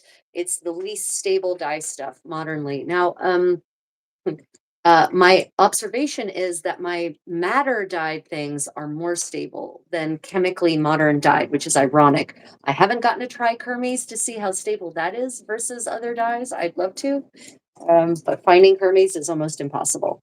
So, You okay. can see the little patches I've got made in place. Yeah, no, this thing is hard luck. So it needs to have its sleeves reattached. where it's ripped And that out. curve here is not because of a belly. This is actually because of the pigeon chest. So this curve here is what allows that pigeon chest that you see in the art from this era to actually be created. And also you see this on the extant garments, the couple of extant farsetti that we actually have. This is giving me flashbacks as a kid and seeing my aunt fix my uncle's SCA carve. Yeah. Yeah. Yeah, you've got a lot of wear and tear to work through. Okay, fantastic. Right. So let us move back to some finger loop reading. Or actually, no, we'll take a brief break and do our book corner. Right. That's So this- the 5-loop one with 2 colors. This is which one? Five The flat- broad. The flat. broad. The thin lace or the one broad that you lace? used. The thin lace. The thin lace. The thin lace, right. Okay. So at our little impromptu medieval braiding party the other day we did one color on that one, and my condottiera just did a demonstration of were they departed bows or just different colors? Just different colors. Okay, right. Green, So too. if you do that same braid, how did you have it set up at the outset? I bet if you had it set up differently at the outset, it might create a different pattern. Anyway, this is what happens if you do it that same braid in 2 sets of colors, and 3 of one and 2 of the other. Right. And this is a really handy braid. We really loved how this one turned out. You can see how this would actually make the kind of flat arming points that you see in a lot of the pictures of various Italian knights with their farsetti, and you see the pointed ribbons hanging that are flat and wide. And I could see how if you made this using a thinner silk, say, that could easily create that look. Those could also be 7 loops as well. Yeah. Fantastic. Okay, well, I think I will demonstrate for you then actually the 7 loops. So I'm going to show you, actually, I'll let you decide. What would you rather braid along with for a braid? Would you rather me do a more complex one that maybe is definitely not as easy as the one we did? Or would you rather me do a simpler one that's easier to follow along? Just let me know in the live chat. Yeah, if you set up your braids, you can follow along with the simple one. Yeah. Yeah. Because I was thinking about actually just demonstrating the seven loop flat broad lace, which has some complexities of double loops, which I know some of you have said are challenging for you. The hollow round is so one person, 7 loops. Looks complicated though. All around. That was the page I was on. Hollow lace. Yep, hollow lace. I wonder what the purpose is. Put a straw through so it warm, keeps your liquids warm. Yeah, so we have this hollow lace, which is a 7 loop one, and has a bunch of double loop challenges. Especially because It's one of only 8 steps, unlike the lace indented, which I teach in my. So I teach this one in my advanced finger loop braiding. Sorry, I teach this one in my advanced finger loop braiding workshops, lace indented, because it really does make a beautiful trim. But it's hard to hold the tension. it's 46 steps. So that's why it's my advanced one. I teach that in my advanced workshops, which I do plan on scheduling some online advanced finger loop braiding workshops. So if you're interested in learning some of these really crazy ones, keep your eye on my website for that. Yeah. Okay, complex. Oh, I've got lots of votes for complex. Okay, great. Also, I just realized something about early modern men's silhouettes: 15th century pigeon chest, 16th century beer gut. Yeah, so that's an interesting observation, Ocean. So is it a question of the young men from the 15th century getting older in the 16th century? Okay, complex it is. Well then. Do a lace dons, 8 loops, passing back and forth over top. Yeah, I haven't done a lace dons in a while. Okay, complex it is, right? The hollow lace is complex. Well, we'll do the 7 loop because at least I have a familiarity with the 7 loop, and it is somewhat complex. You do the hollow lace? Which one? The hollow lace? Oh, Okay. yeah, oh yeah. The hollow lace is interesting because you actually have to go through the forward loop, the inner loop. Yeah, you'll see. Okay, could you please adjust the camera up? Yep. Okay. But you're gonna So stand. we're going to be doing a hollow lace. It's referred to as a hollow lace, and it is a 7 looper. So which means it's going to end. It's not just a question of 4 on one hand, 3 on the other. Not just a question of 4 on one hand, 3 on the other. It's a question of some fingers having multiple loops. So yeah, this is going to definitely be interesting, shall we say. So again, I'm going to do a small sample, sort of like this length, so you can see it in progress. And once again, I'm going to do the warping around the chair. So some of you were here at the beginning, and if you weren't at the beginning, then you get to see the warping technique. Right. So basically, I'm using the ends of my chair, and this is just one color. So I guess we'll just do just red. Yeah, it's a single color one. A single color. Yeah. Right. So again, when you're warping, don't pull too tightly. 3, 4, 5, 6, 7. Okay. There. And as always, make sure you leave enough tail on either side of your connection point to actually tie a knot, lest you cry because you've left no actual ends in order to tie a knot. Okay, and as always, put in multiple knots for extra security. And then my extra step there is to bind it all together by wrapping one tail around to the other side and then making these into a package. This is my own technique. There may be other finger loop braiders out there doing that. I just like extra security in my finger loop braiding. What can I say? Right. Okay, so now we have our loops. I'll admit I do a completely different technique. He does. No, you want it over here. I don't know. That might actually work. Okay. Yeah, I think that'll actually work. Okay, because it's not in camera. But Cool. yeah, I think that'll work. Oh, there you We'll go. give it a try. We're trying different things. We're trying different things here at the Creative Contessa. I do the medieval stuff not because I want to futz around with technology. I think we all know that. Did the cat make off with my other anchor thread? Um, No, the one that was loose. She did she? She did. She ran off with it. No, no, it was, she yeah. must have, I think my cat kidnapped my anchor thread. Or there. you can use that as an anchor thread, Oof. essentially. Maybe. No. No.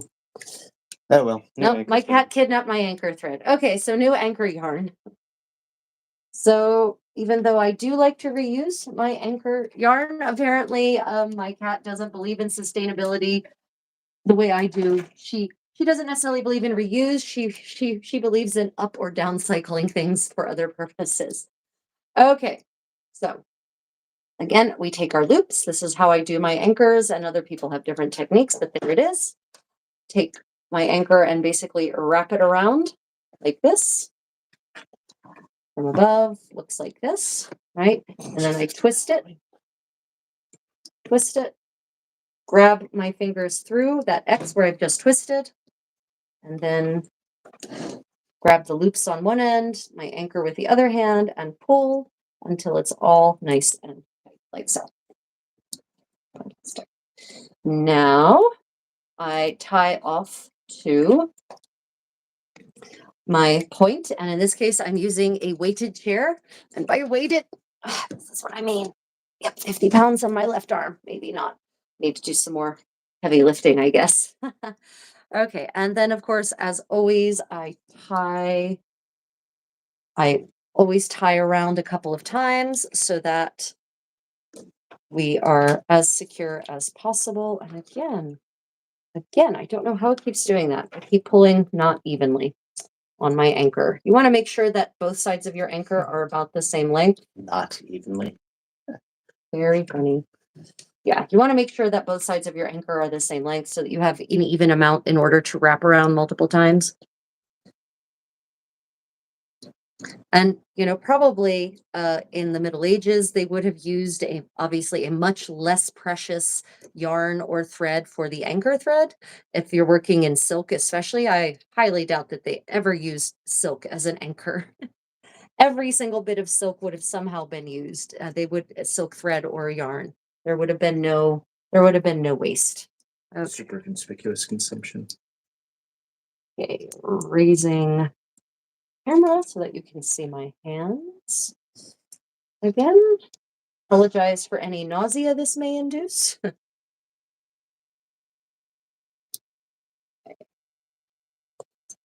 Great. Position everything. So, as always, we have A, B, C, and D, and the initial setup for this one is actually 5 on one hand and 2 on the other. So first thing I'm going to do is just kind of untwist any of my loops that are through each other in some kind of strange way. Okay, so we have 3 on left, A, B, and C. Nope. Sorry, trying to figure out where I can get both views for you in the best way for this one. Okay, 3 on left, A, B, and C. This camera might not be. I need to be able to put my foot down and not knock the camera. How did we do this beforehand? Tris. Okay, 3 on left hand, A, B, and C, and then 2 also on A and B on left hand. Right, so this is the initial setup on your left hand. Right, so 5 on your left hand, like so, and then the right hand, feels kind of weak on B and C. Like so. Okay. And so A is currently free. And so as always, finger loop braiding, not the twisting thing, is always about attention, both hands, each hand fighting for dominance, fighting for bow dominance, as it were. And when you have double bows, one of the important tips is that you want to make sure you keep your bows separate, right? So you don't want them to come together and form one. You need to keep them separate. And especially if you're working with something like wool, the wool will eventually full together, like literally like Velcro Wool fibers are just like Velcro, in fact. They will stick together, so you definitely want to make sure you're keeping them apart. And because also you don't want to get confused about which is the inside and which is the outside loop. That matters. So inside and outside loop matters when you have double loops like this. Okay. Henson, could you come and deal with the camera? We might need to move that camera back, maybe, so that, because I can't move any further back than this. Yeah. Okay, so basically, the first thing we're going to do is actually create a corridor with our. Sorry, give us a moment to adjust. Apologize. In the meanwhile, please like and subscribe. Yay. Let me see comments. What do you call an herb that's been left out a really long time? Medieval time. When I searched for middle-aged women, I wasn't expecting this. Yeah, I am a woman in the Middle Ages. So I guess that's what you get. Okay. So here we have our fingers. Did I miss any comments, questions? No. Nope. Okay, great. Okay, so first thing I'm going to do is create a corridor with B and C. You can go the perilous route over the stool. Right. So I'm going to create a corridor with B and C like this. Right. So from the front, that looks like this. From here, that looks like this. And I'm going to take A and put it through the corridor like this. Okay. And what I'm reaching for is actually inner loop on B. And I'm going to actually pull that out. And let me see. Let me check on the reverses here. Unreversed should be reversed. Yeah. So everything is, let me see. We've got, so this is fun. We've got a blend of reversed and unreversed, which is also going to add to the complexity of this one. Yeah. So the first one is reversed, right? So what that means is reversed, if to take a loop reversed means you grab the bottom of the bow, not the top of the bow. Grabbing the top means no twisting happens. It just comes straight across. Grabbing the bottom means a twist happens. And that is reversing it. It's turning it upside down, basically flipping it. So the step one is to grab A right, grabs B left, inner B left, reversed like this, and then pulls it through. And then this comes back out. And now we have, this is the setup after step one. We have 4 loops on the left hand, 3 on the right, 1 double loop on left A. Okay. Henson, we need a little more adjustment with this camera, I think. Yeah. Yeah. Okay, maybe that's okay. That might be good. Okay, so now we're going to migrate, basically migrate inner loop A onto the inside, inner loop A right onto inner finger, excuse me, left. This is my left, into inner finger right. Okay. So that is, and this one is unreversed. So what that means is that we grab the top, right? So we grab the top of the loop, not the bottom. Top of the loop, and just come across, and we tighten, right? Always remember, tighten every chance you get. Okay, now it gets, now it gets a little crazy, because now, and this is a new technique, if you guys have only been watching my finger looping, then you haven't seen this before. So now we're actually going to go through the inner loop on B right hand. So I'm going to go through like this. So not through both of them, through just the inner loop. And that's going to be reaching for C on my left hand, unreversed, right? Yes. Okay. So that means that we have to pull that through. And the trick here is you want to make sure you maintain the segregation of inner and outer loops. Okay. And you'll notice here, these two came together, and I want to make sure that doesn't happen. Right. Okay. So now we're almost inverted from where we started. There is just a migration down. So we migrate on the left hand, we migrate B to C, A to B, right? And now we basically have, we've gone once through and we've inverted from where we were at the beginning, right? So now we have 2 on the left hand, B and C, and we've got 5 on the right hand, double loops on A and B. Okay, and we tighten. Okay. Now we basically invert what we just did. So thankfully, this is complex in the sense of the kinds of loops that you're manipulating, that you're having to maintain. It's not lots of steps. It's not the 46 steps of the lace indentured, for instance. Okay, so now we repeat everything we just did, just inverted. So I create a corridor and go on left hand with A and B, and I grab inner loop B reversed from the right hand, pull it up, making sure that it stays as the inner loop, and I tighten. Okay, that leaves us with, nope, sorry, that comes to A. That leaves us with 3 on the left hand and 4 on the right hand. A right is now a double loop. That is the only double loop in the current setup after the second step. Okay. And then we go, this is unreversed. Yeah. Unreversed B, or B left takes inner loop A, unreversed, like so. Okay, this is now the setup. 3 on our right hand, 4 on our left hand. Finger B has the double loop. We tighten. And now we have that trick where we go through. Yeah, we have the trick where we go through, and this part is reversed, right? So we go through A left, goes through inner loop B left to take C reversed, unreversed, unreversed, right? To take C right, unreversed, like so. And we tighten.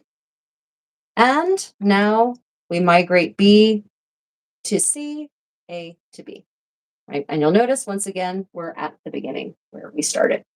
Okay, so that is the entire thing. And I feel like I missed a reversed here because it's not, we've got reversed, unreversed, unreversed, reversed. Oh, that inner loop needed to be reversed and everything else. Okay. Yeah, so the trick on the complexity here is that some of it's reversed and some of it's unreversed, and you have to remember which is which. Yeah. Let me see. Ocean Answer says, I'm tempted to listen to Jean Japard as you explain, though, Jean Japard, though Je Prends Amour wasn't published until 1502, but whatever, he died in 1581. I mean, yeah, that means it was definitely around. There's often it happens that works are published posthumously and they're definitely in an older style. So you go ahead and listen to Jean Japard. In fact, I had meant to put on some music to accompany this. I apologize that I didn't do that. Of course, that could trigger all kinds of, what am I talking about? Copyright issues. Yeah. Okay, so we start again. So we're back at exactly at our opening setup. Right. So we create a corridor, and this first one is reversed. Right. Create a corridor with A, grab B inner loop from left, reversed, bring it up through like that, and we tighten. And then we grab, and this one is unreversed. It really is. Okay. Yeah.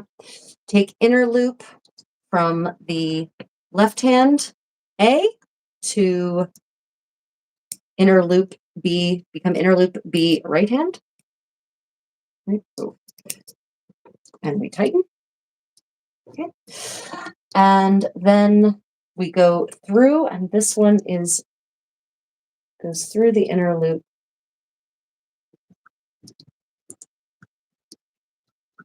Did I miss going through a little bit? Okay, hold on a minute. Okay, so A right goes through the inner loop, takes the right inner loop, A left. Yeah, okay, that's where we are.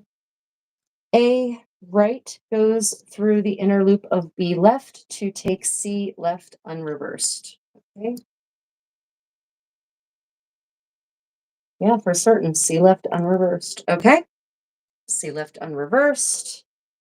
And that leaves us with what we had at the opening. Then we migrate down and down, tighten, and then we go through we take our corridor and we go through, and this is reversed. Yeah, I'm definitely 5. Yeah, it goes through those, the inner loop of B. Step 5, A left goes through B and C left to take the inner loop. So that's the only, so everything else is unreversed. Okay. Okay. Yeah, it is what it is. We'll see what turns out. Should be 2 reversed. There's two reversed, but only one per side. Only one reversed per side. Right, makes sense. Yeah. Because that's Okay. what ties the Yeah, that's what ties it together. Okay. Right. Then we migrate A right to B left, leaving us with this. Fantastic. And then right. I keep wanting to reverse it. Don't reverse it. Bad, no biscuit. bad Contessa. Bad Contessa, no biscuit. Okay. Okay. Right. Yeah, there's only one reverse per side. There is, in fact, only one reverse per side. Okay. That probably means that you're losing a lot of length because you're tying all of the or weaving all the sides of the tube together. Yeah, I guess. Okay. So it's only, this is the only one that's reversed. Okay. Okay. Right. If that's what it is, that's what it is. Okay, and then from there, it actually becomes pretty easy. Once you've learned how to manipulate, 2 sets of loops, it's you figure it out. You get a feel for it. You kind of develop muscles in a certain way that will allow you. No, don't reverse it. God, the tendency, the drive to reverse everything is really hard.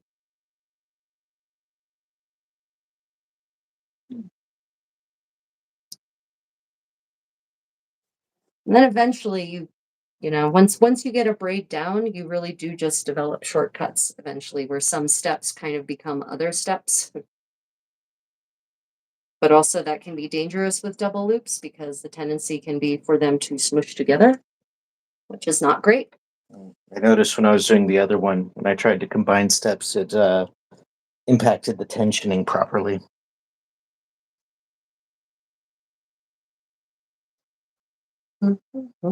Here we go.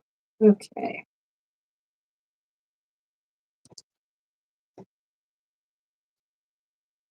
Well, something is starting to form, so that's good. Let me get the condottiero to come and show you what is actually forming here. Not yet. Not yet. Not yet. Oh, yeah, you can kind of see the. Okay. Yeah.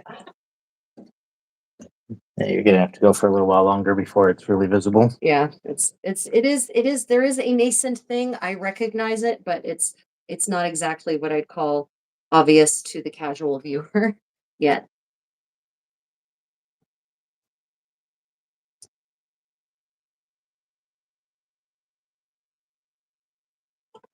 Right. Let me get through one of these rows. To a spot where it's beginning again. And then I'll just check the comments. Okay.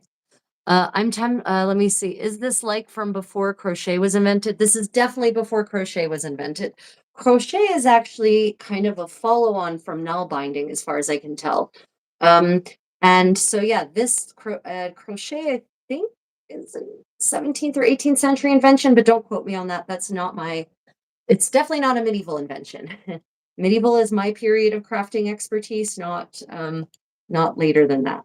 But there is, no evidence of crocheting from this period, and nail binding is not as common as you would. It's kind of gone out of fashion by the 15th century in most places. You still find it in Scandinavia, but that is the precursor to crochet. Yeah. This is the nice thing about this is it requires no equipment, right? You have fingers and you have some, there's always something to which you can anchor your thread, right? And if your finger loop braiding rather, in fact, you can anchor to your toe if you need to. I see lots of people do that at events, actually. So yeah, that is the nice thing about this as a textile creation, a narrow-wear creation technique. As a narrow-wear creation technique. Sorry, trying to. She's stuck in a loop. Yeah, stuck in a loop, trying to. Literally loops. You don't need equipment, you just need yourself. It's sometimes nice to have a person to help you, but that's a nice to have, not a requirement. You can always figure out how to do it on your own.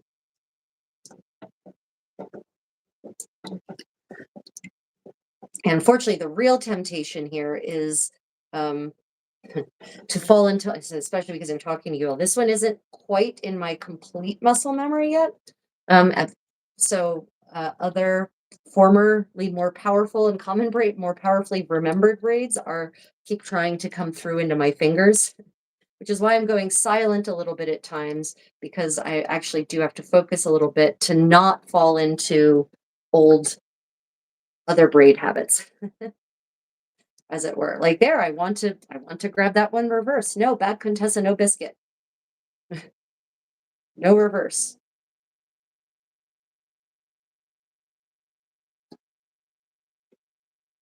That was interesting. Someone just screamed from outside as though releasing frustration or being hit by a car. It's kind of hard to tell. So any questions about this technique, how I'm managing to keep loops separately? Are you trying it, working along with me? Let me know. I'm excited. Tomorrow we will be doing on my live stream with Philip from Irish Medieval History. We are going to be delving into my learnings from my learnings from the book Irish Medieval Textiles, a new addition to my collection. And I'm very excited to share some of the eye-opening things I've discovered in reading this book, and also share with you some intense frustrations. There's a chapter where they talk about reconstructing a garment I'm pretty certain was never worn by this woman, Margaret Butler, who died in 1541. And the way they went about informing the reconstruction is so frustrating. They should know better. They should know better than to do what they did. They did not look at documentary evidence. They just made all sorts of assumptions based on modern understandings of words. Very frustrating indeed. So we'll be talking about that too. But I'm most excited about the discoveries, things I've read in this book that are completely new and probably revolutionary, actually, to the study of medieval Irish fashion history. So very excited to share that with you and to have Philip from Irish Medieval History there to ask questions and learn along with you, because a lot of this is brand new for him as well. So he's very excited to actually get to learn new things about his own personal history and culture. Yeah, see, okay, I'm almost at the stage where I can competently talk and not fall into other braid patterns. Okay, let me just get to the beginning spot and then I'll check. Okay, Handsome, you want to go ahead and show them what's forming? Oh, look at that. We'll go ahead and show you what's forming. Was this ever done with horsehair for bridles? Yes, for bridles. I think I have seen one extant horsehair finger loop braid. I'll get to the questions in a moment. So this is what is forming, and you can feel if it's squishy. It is in fact a hollow lace. So there is in fact a sort of little space in between there, because I can actually squish it, squish, squish, squish, squish. Yeah, this is pretty cool. This would also, I think, make a pretty nice arming point. It's got to be strong. Yeah, it's probably really strong, and it kind of naturally makes itself round-ish. It's kind of more rectangular in cross section, but still. Yeah, so that's what it looks like coming along. Okay, let me just check on some of these. Oh, could you check the comments while you're standing there, please? Horsehair for bridles. Yeah, so I've seen one extant example of finger loop braiding involving horsehair. I haven't found any documentary evidence of it specifically though. So I'll put it that way. Other, you want to scroll up a little bit? I probably missed some stuff. No, last. Oh, okay. Well, let's see. Zenjapa. Yeah, no, we didn't say anything. Great. Ocean Answer says you don't need equipment, you just need yourself. A logic for procrastinating buying an embroidery machine. Yeah. I understand that. Wait, I didn't see that comment. Could you read that to me, please? Yeah. You don't need equipment, you just need yourself. My logic for procrastinating buying an embroidery machine. Ah, nice. Yeah. Embroidery, I have to say, well, embroidery machines, the embroidery always looks machine made, right? I've never seen machine made embroidery where I said, oh yeah, that's handmade. I can always tell the difference. Now, maybe not everyone can tell the difference, but I can. And honestly, for me, machine embroidery is too perfect. It lacks the character. It lacks the character of handmade embroidery. You can't even really do all this. You can't some embroidery stitches you just can't do with by machine. It's impossible, at least thus far, as far as I know. And then Ocean Answers also says, I'm not really super familiar with Irish history. I'm sadly a basic bitch, and I'm pretty ignorant if it's outside the big players: France, Italy, Germany, Spain, and England. Well, Spain, it's funny for a lot of people in the study of medieval material culture.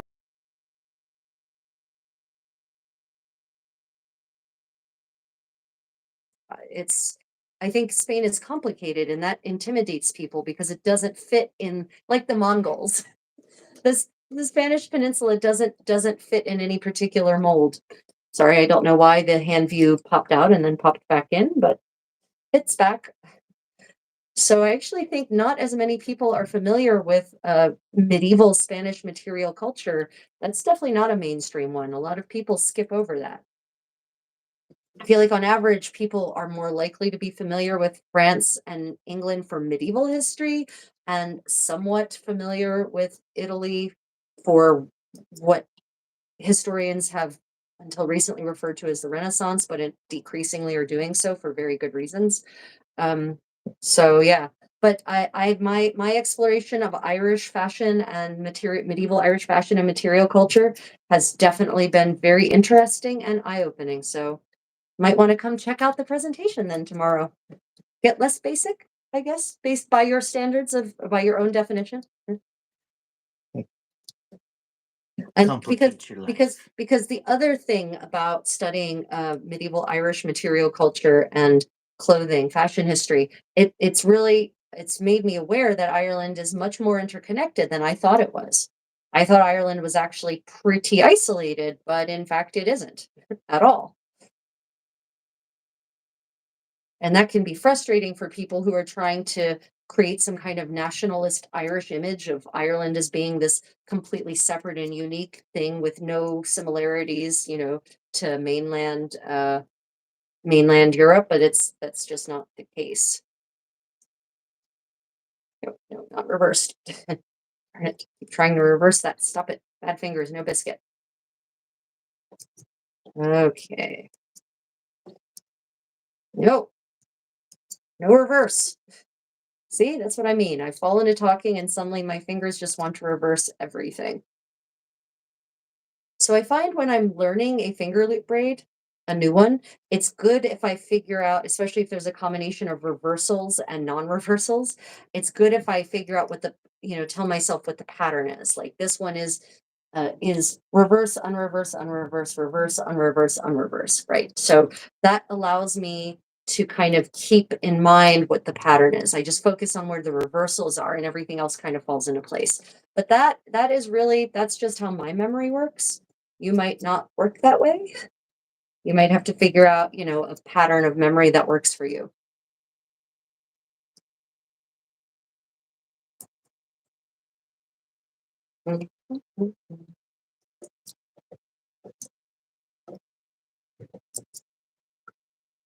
Yeah, this looks pretty nice. This is a really clean one, shall we say.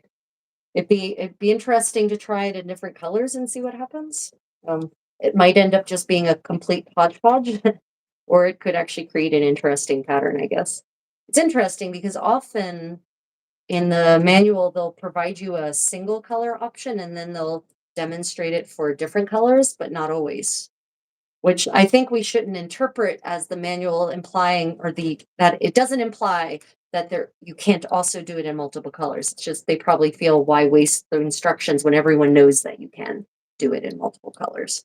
The interesting thing is that they do it in multiple colors for some of the braids for specific patterns. Yeah. Which means that they may have wanted that for, like, this is my, I don't know, one I use for pouch strings. Right. Or I just like this one. Getting to the point where my fingers almost can't get through anymore. I'm going to carry it just a little bit further. Just a little bit. Just a little bit. I think this might be the last one I can reasonably do. Okay. That's pretty much it. That's all I can do. Okay, so Kaylee, if you're still there, here we go. 2, 2, and 3. And it actually broke down pretty naturally. I didn't even really have to divide it up. So again, my technique for finishing off a braid that I'm not going to use immediately is to break down the loops into groups of 3, or into 3 groups rather. The number of bows with which you're working will determine what that is. I finish it off with just a braid like this, and then I just put in a knot. I have a scorch mark on my jeans way up here. Yeah. Yesterday in Gyeongju, someone had been smoking. Smokers can be so inconsiderate, actually. Okay, fun story, huh? Yes, but thankfully the fire was put out. Some of the shopkeepers nearby saw the smoke and came out with interestingly varied buckets of water from their respective stores. There was a lollipop. there was a lollipop store that came out with a bucket, and then there was I think it was a restaurant came out with Yeah, a it was a bucket of water. Yeah, so we were able to put it out through our combined efforts. Okay, so It would have been bad if the car had caught on fire. It was right next yeah, to it the was, car. and the cardboard was right under, like at a spot where a car was parked, right up against it, right near the gas tank. So that could have been fun. That could have been real fun. Yeah, like next to the wheels, those would have blown first. Okay, so Only the second most exciting fire. Here I've we put go. out in Korea. And up close, here is how it looks. Sorry, come on, camera. Focus. Focus. I don't know why this camera's not focusing. There we go. Thank you for joining us, lens. Right. Here we go. And again, you can see squish, squish, squish, squish. That's the hollowness of it, right? You can feel, look, you can push it like this. And in fact, I wonder if the lace covert is actually this technique over top of. No, not really. Well, Oh, it fitted. yeah. So I could see you could actually do this around a base 5 bow braid, and then that would actually make an even stronger braid because you would have the 2 layers. Like if you made a 5 bow braid and then have that in the center of this while you work this around that would make a very strong double layer braid for, arming points and that kind of, for high traffic applications, as they say in the upholstery industry. Especially if you're making it out of thinner thread. So at the beginning, there aren't nearly as many issues at the beginning as I thought there would be. There it is. That is your hollow lace of 7 loops involving using double loops and whatnot. So, questions? Oh, good. Handsome, I need you to go and check out the comments. There's a whole bunch of comments that I missed. Sorry, I missed a whole bunch of your comments. I'm going to have my condottiero go and check them out. Yeah. So, any questions while he goes and looks through the comments? Any questions? Don't type more while I'm looking. Yeah, don't type more. Don't type more while he's looking. Here we go. Here is the finished. Okay. Ocean. My boyfriend is from Puerto Rico, and so I forced myself to read more Spanish. So I started reading history books about medieval Renaissance Spain. Cool. Always good to broaden your Yeah, horizons. I've because Spanish is one of my languages. I've studied Spanish history, culture, and language across literally 2 millennia at this point. I even took a whole course in university on the history of the Spanish language from Latin on to the modern day. Really fascinating stuff. Yeah. From Zandy. I love Gaelic history. My nickname is Gaelic She. I don't know if I'm pronouncing that right. City. It's the name of the fairy clave or something along those lines. And they know how to really pronounce it in Gaelic. I once had a how to learn Gaelic book when I was a teenager. I did not learn Gaelic. Yeah, back during the Braveheart craze when everyone did. This was slightly before Was it? Braveheart. Yeah, so while I was still in England. Braveheart Okay, came out just after I So left so England. to remove here, I'll show you how to remove the anchor. Again, for those who don't know, just grab the anchor thread like that after removing knots and pull out. And there we go. Ocean. Oh, and inbreeding. My opinion is the Iberian Peninsula really made the Habsburgs up the inbreeding. You know you're genealogically effed when your dynasty rules almost every neighboring kingdom. Yeah, well, yeah, the Habsburgs unfortunately took it to the next level. Like, holy God. The They really did. Trastamaras needed so many papal dispensations with how inbred they were. Yeah, the Trastamaras, yeah. You'd think the papacy would be like, after a point, you know what? We're going to limit this to 5 a I year. mean, the Habsburgs, Jesus, by the 17th century, it was so bad. Oh my God, so bad. Yeah. And betting this was when you were squishing, pretty, squishy, and pretty. Yep. It is in fact a hollow lace. The Trastamaras basically taught the Habsburgs the joys of inbreeding. That's yeah, well then then the Habsburgs come in and are basically carrying on in some cases the Trastamara line. It's not good. Not good. Okay. Oh, I did pronounce it right the first time, though. I did say she, right? She. But I pronounced it wrong the second time, but I pronounced it right in English. I learned it from D&D, so. D&D teaching world mythology and languages for almost how many years now? 50 years? 50 like years, yeah. There was a really excellent bio on Isabella La Cattolica at less than 20 years ago. There you go, and you're caught up. Okay, fantastic. Okay, any questions about the hollow lace of 7 bows? Let me know. Okay, so we're going to take a brief break from crafting, and I'm going to show you some of the books from today's book corner. Yeah. Okay. So, some of you may or may not know about the Museum of London. If you don't, make yourself familiar. If you get a chance to go to England, go to the Museum of London. They have an amazing collection of archaeology, right? And so one of the items they have, one of the several series they have books. They have a bookstore. If you go to museums, always go to the bookstore. They often have amazing and esoteric books on living history topics of interest. Yeah. Oh, okay. Bye, Zandy. I mean, we're gonna go back to more crafting. We're just taking a break for book corner, but I promise we'll go back to more crafting.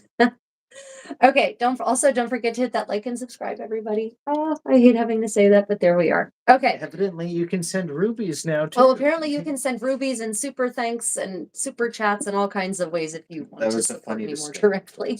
We just recently discovered what rubies are. Anyway, we have the Museum of London has a series of books focused on the items in their collection.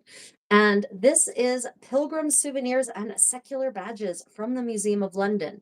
And a lot of the badges in here have been reproduced by Armor and Castings, one of the sponsors of today's live stream. If you don't know, Armor and Castings are the same people who made this amazing collar, and they make all sorts of items, rings, badges, belt buckles, most anything that was made cast in the Middle Ages, they have made a replica of it. Jewelry, splendid stuff.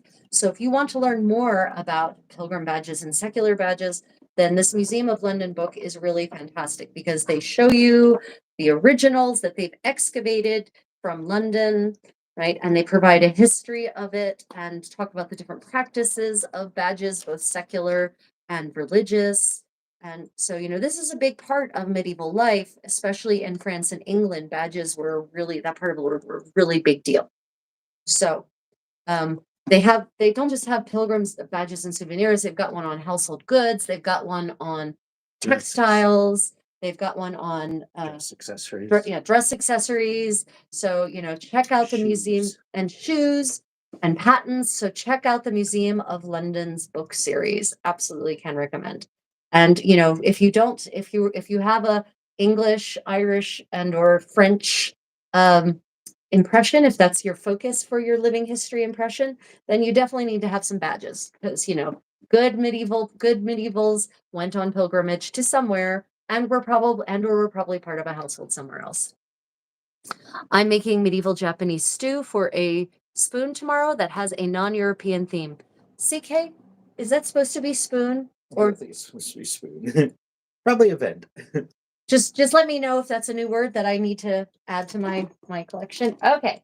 So, Oh yeah, I gave you examples of Oh. the pilgrims badges. great. Sorry, I didn't think I thought you'd seen them. Nope, I definitely did not. Okay. Well, my condottiero set something up and I didn't know it. Okay, so here's some examples of armor and castings badges. This is the ragged staff. So these ones are secular, actually in nature. This is a royal leopard or a royal lion. This is a love token. Herta betrua, right? And then of course there are so many different fun phallus and vulva phallus and vulva badges from the Middle Ages, the very, very bawdy Middle Ages. So lots of fun options, right? And those are the armor and castings one. They're really good quality. Okay.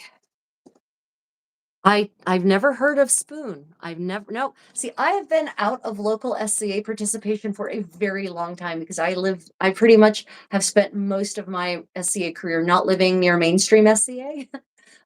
Or either in Drachenwald, where I don't think we use that term, or just in a place that's really, really remote. So no, spoon, interesting. Spoon cooking contest.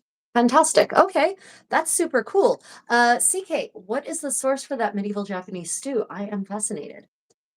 Okay, meanwhile, the medieval girdle book. This is a book that is literally about girdle books. And if you wonder what a girdle book is, this is a girdle book. This is a replica, not an original. But this is not a book. This is the case for my phone, actually, so that at events, if I need to do something on my phone, it looks like I'm being devout and just looking at my book of hours, because a girdle book is called that because this Turkish knot actually allows it to sit through your belt, right? And this is a replica of an extant girdle book without the girdle book part. This is Mary of Burgundy's Hours, a facsimile, sort of.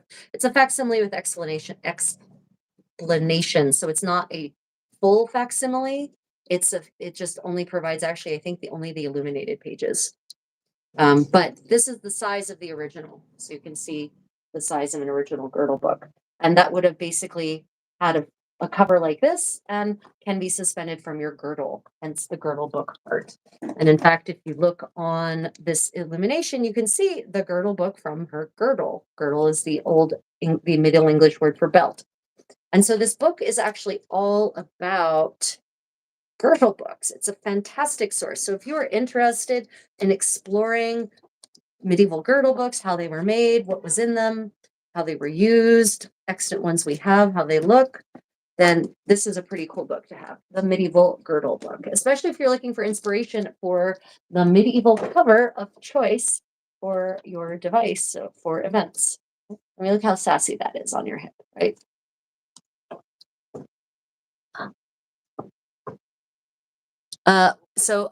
Twitchy Witch, are you talking about the medieval girdle book? Where did we get this? We got this online. I bought that online. Yeah. because Oak Knight, it's published.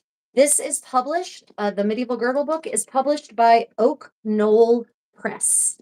Knoll, like a grassy knoll, Knoll.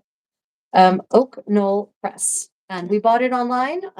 Maybe Barnes and Noble, A Books, Biblio. Probably went through one of them. I buy through so many. Yeah, we different buy through a couple of different booksellers. The medieval girdle book. Yeah. Oh, and the Book of Illumination. Mary, where did Mary? Oh, I put it. Okay, so the Book of Hours, Queen Mary's, the Master of Mary of Burgundy. We've actually now have like 4 copies of the facsimile of this. And we found half-price books. Actually, we lucked out a lot. You can often look, this one even has a bookmark, built-in bookmark for it.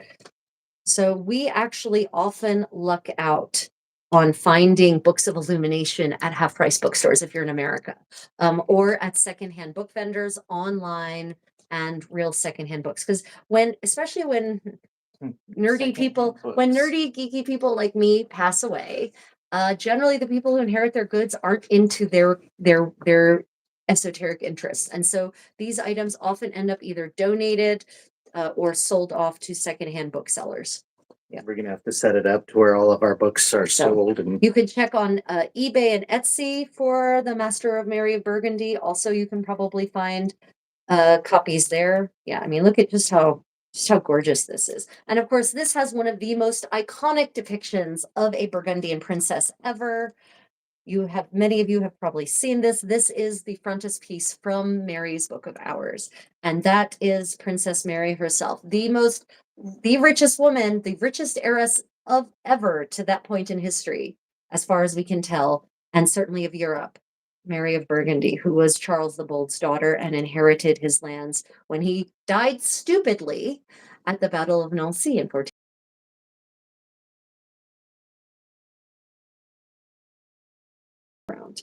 Yep. Book buying Fantastic. tip. Oh, they are now on the buying list. Fantastic. So a book buying tip when you're looking for Book of Hours, go to the used bookstore, go to the art section, and then scan the very top shelves where they put the outsized books. Generally. That's where I find all of mine.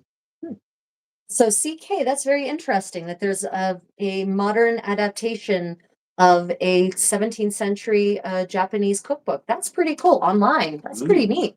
Sweet. I'm assuming had Peppers made it to Japan by then or not yet? They haven't made it to Korea by then. So Korean cuisine in the 17th century is very different from modern Korean cuisine for that reason. No go-to. Okay, so now, this is a really beautiful book for my bling lovers, my medieval bling lovers. This is a book that I absolutely love, Royal Jewels.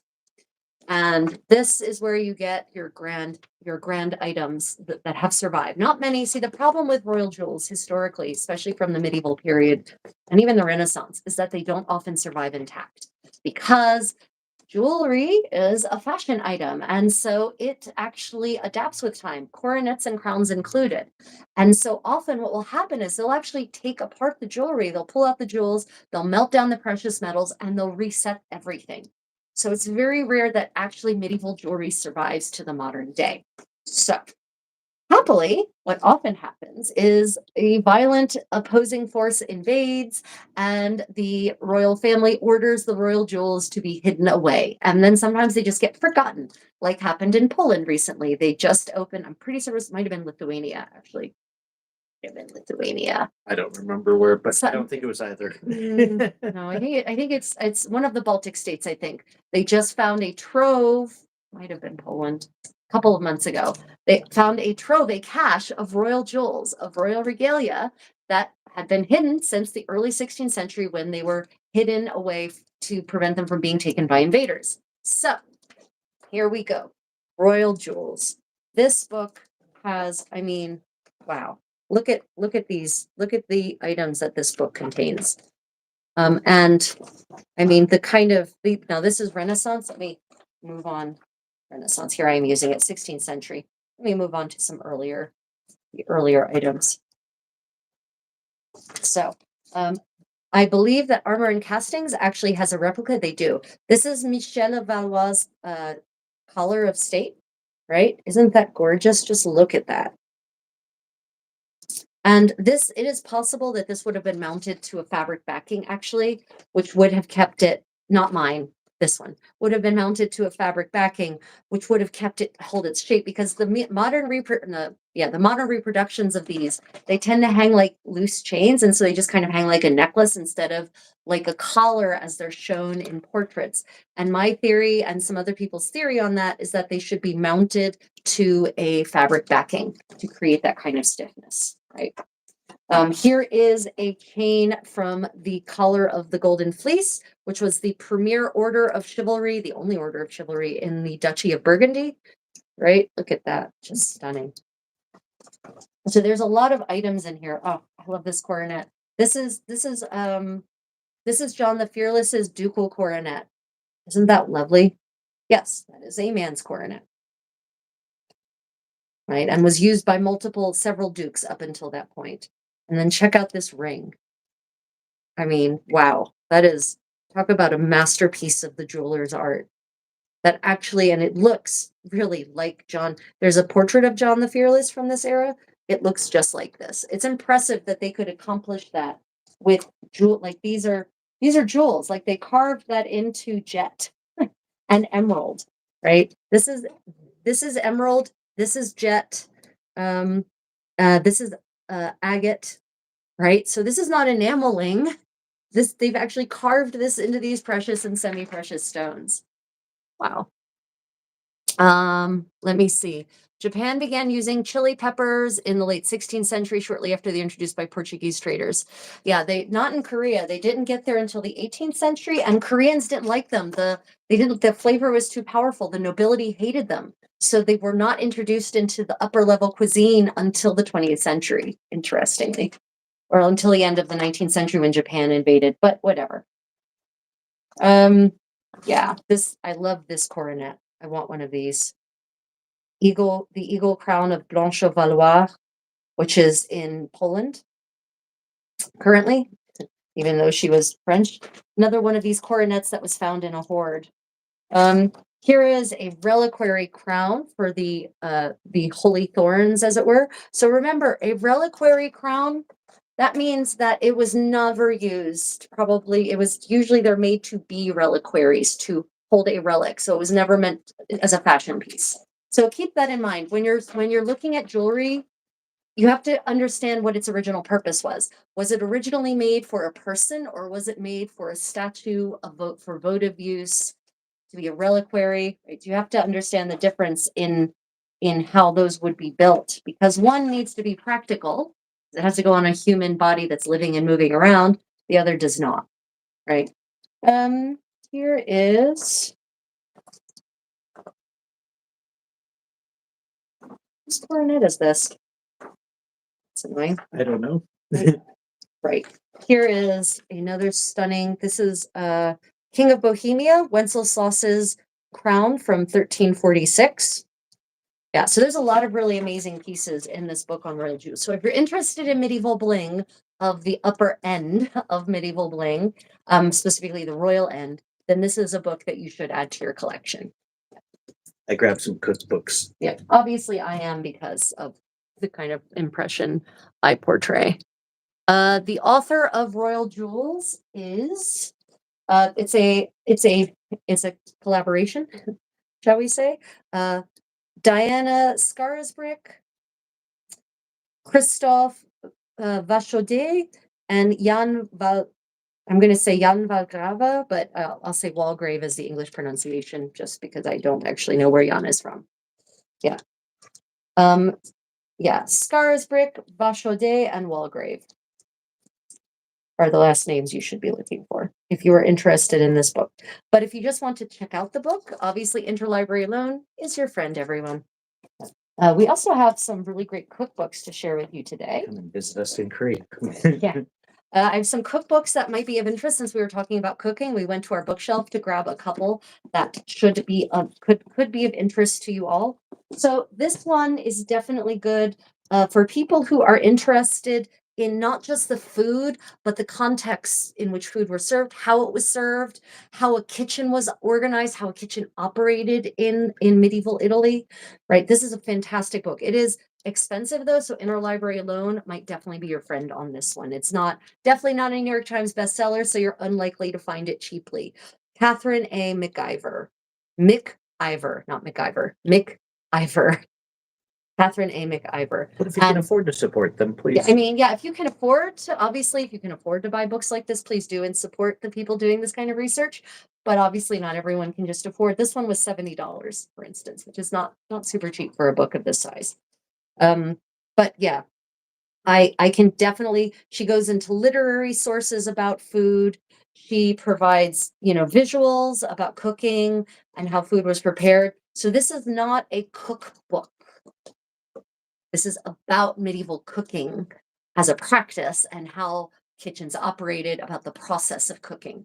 So this is good for those who want to flesh out their understanding of those medieval recipes and the context in which those recipes would have been prepared. Yeah. Kitchens, cooking, and eating in medieval Italy. I think they also, as I recall, she also talks about medieval table manners. So, Which is always amusing. which is always amusing.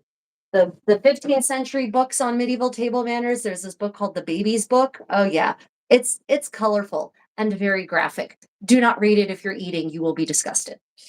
Okay, so then we have Registrum Coquine, which is a translation of an original book, medieval cookbook that is called Registrum Coquine, right? And the original author was Johannes Bockenheim, and he wrote this in Latin, right? So this comes from a period, pretty certain this one is 14th century. I know Johannes Bockenheim, that definitely seems like a German name, but it is actually an Italian cookbook from the 14th century. And this is good because it provides the original Latin for those who care about, want to actually see the original, right? So you have the original Latin, and then he's got his translation here. And then he has, some description of the thing and, talks about the process. So this does not provide redactions. This does not provide finished recipes. This one specifically provides you with the original and the instructions and then a commentary about the recipe, but he does not provide a redaction. So this is for the more hardcore medieval food people who really want to explore medieval food by doing their own reconstruction and research. Right. But there's a lot of really tasty recipes in here. For instance, a meat pasty. To make a meat pasty, take any kind of meat, cut it into small squares, mix with lard, pepper, cinnamon, saffron, unripe grapes, raisins, and other spices. Then let the mixture rest for a while. In the meantime, prepare the crust and place it in a pan, filling it with the mixture. Cover the filling well with another crust. Pour inside good broth. I think first you should pour inside the good broth and mix with cinnamon and wine, and then cover with a crust. And then it says, and it will be good for the Italians. So there's a lot of actual national recipes, sort of recipes based on regional identities and cultures in here. And he actually says, and this recipe is good for the Germans, and this recipe is good for the French. So yeah, very interesting cookbook, can highly recommend. Sorry, just checking. Did I just read books to have all this knowledge? Yeah, mostly. I read a lot. Yep, I do. I definitely do read a lot. I read primary sources, I read secondary sources, I read essays, I read research papers. Yep, I definitely do read a lot. Speak German, French, Spanish. I speak a lot of European languages, which helps a lot in this research. So I can read in original sources. Those gems make my brain go, oh, edible. Definitely not edible, but the rich saturated tones are so sweet. Like, yeah, I totally agree.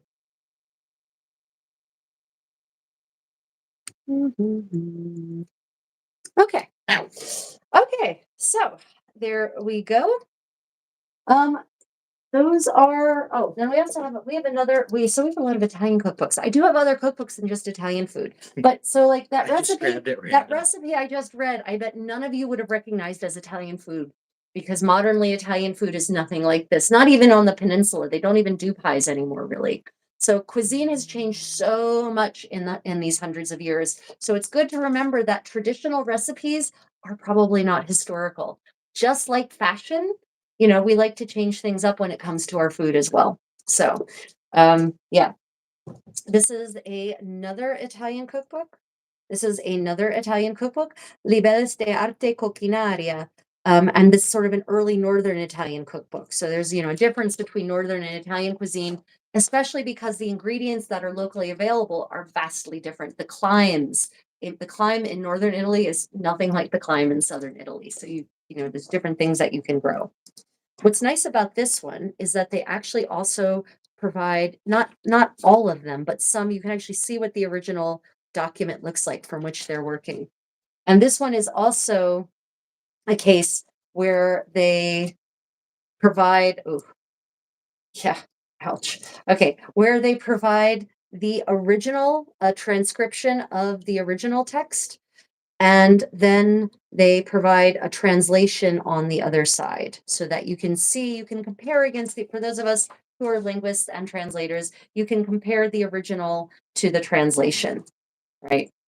And the interesting thing about this is that apparently there was a Danish version of this cookbook in the Middle Ages. And so they actually provide the original Danish, because some of these cookbooks, a lot of books make the rounds in the Middle Ages. Something that's written originally in Italian then ends up getting picked up and copied and distributed in other parts of the world. So this one apparently had a Danish copy in the 15th century. So they provide the original Danish and then the translation on the other side. So you can compare. Again, this is not for people who want a complete cookbook. This is for serious medieval cookery scholars who really want to delve into the depths of it.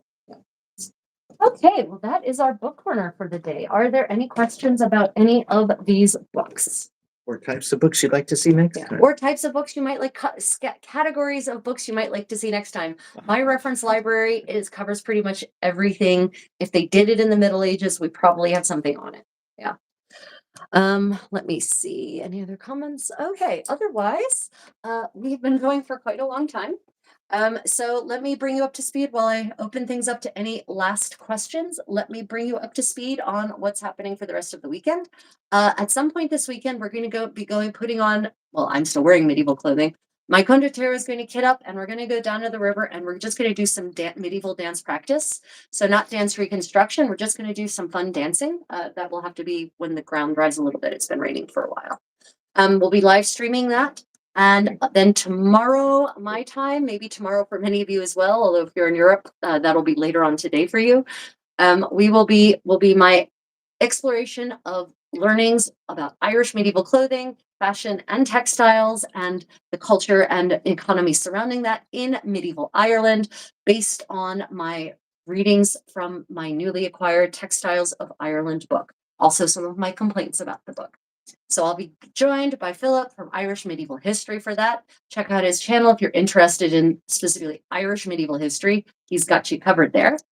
And I hope to see you all there. Right. So any final comments or questions, everyone? While we finish up, I'm going to be working on more things throughout the day. I might do some random live streams as we work along through those. I do like to keep it a little exciting, a little ad hoc for everyone. If you're interested in checking out my recent historical explorations of historical parts of beautifully, gorgeously idyllic historic parts of Korea, check out Travels with the Contessa and Walking with the Contessa. We've got some really fascinating videos there on walking through, taking a walking tour of a 600-year-old village that still looks like a 600-year-old village here in Korea called Yangdong Mall. Yeah. Okay, let me see if anyone. Unfortunately, the lag here is frustrating as hell. Oh, I'm so sorry, CK. I completely missed your comment. Let me check that out. Oh, no, I didn't. I did see that you began using chili peppers when the Japanese brought them. There it is. The recipe I made uses sansho pepper. It's a traditional Japanese spice made from ground dried berries of the Japanese prickly ash. Oh, I love prickly ash. Oh my God. Once I discovered prickly ash, it's also called Szechuan pepper. It completely changed the way I enjoy Asian cuisine. I haven't done Let's anything see. with it for a little while. I should again. Okay. Okay, everyone. Well, then I wish you all a happy Friday or Saturday, wherever you are in the world.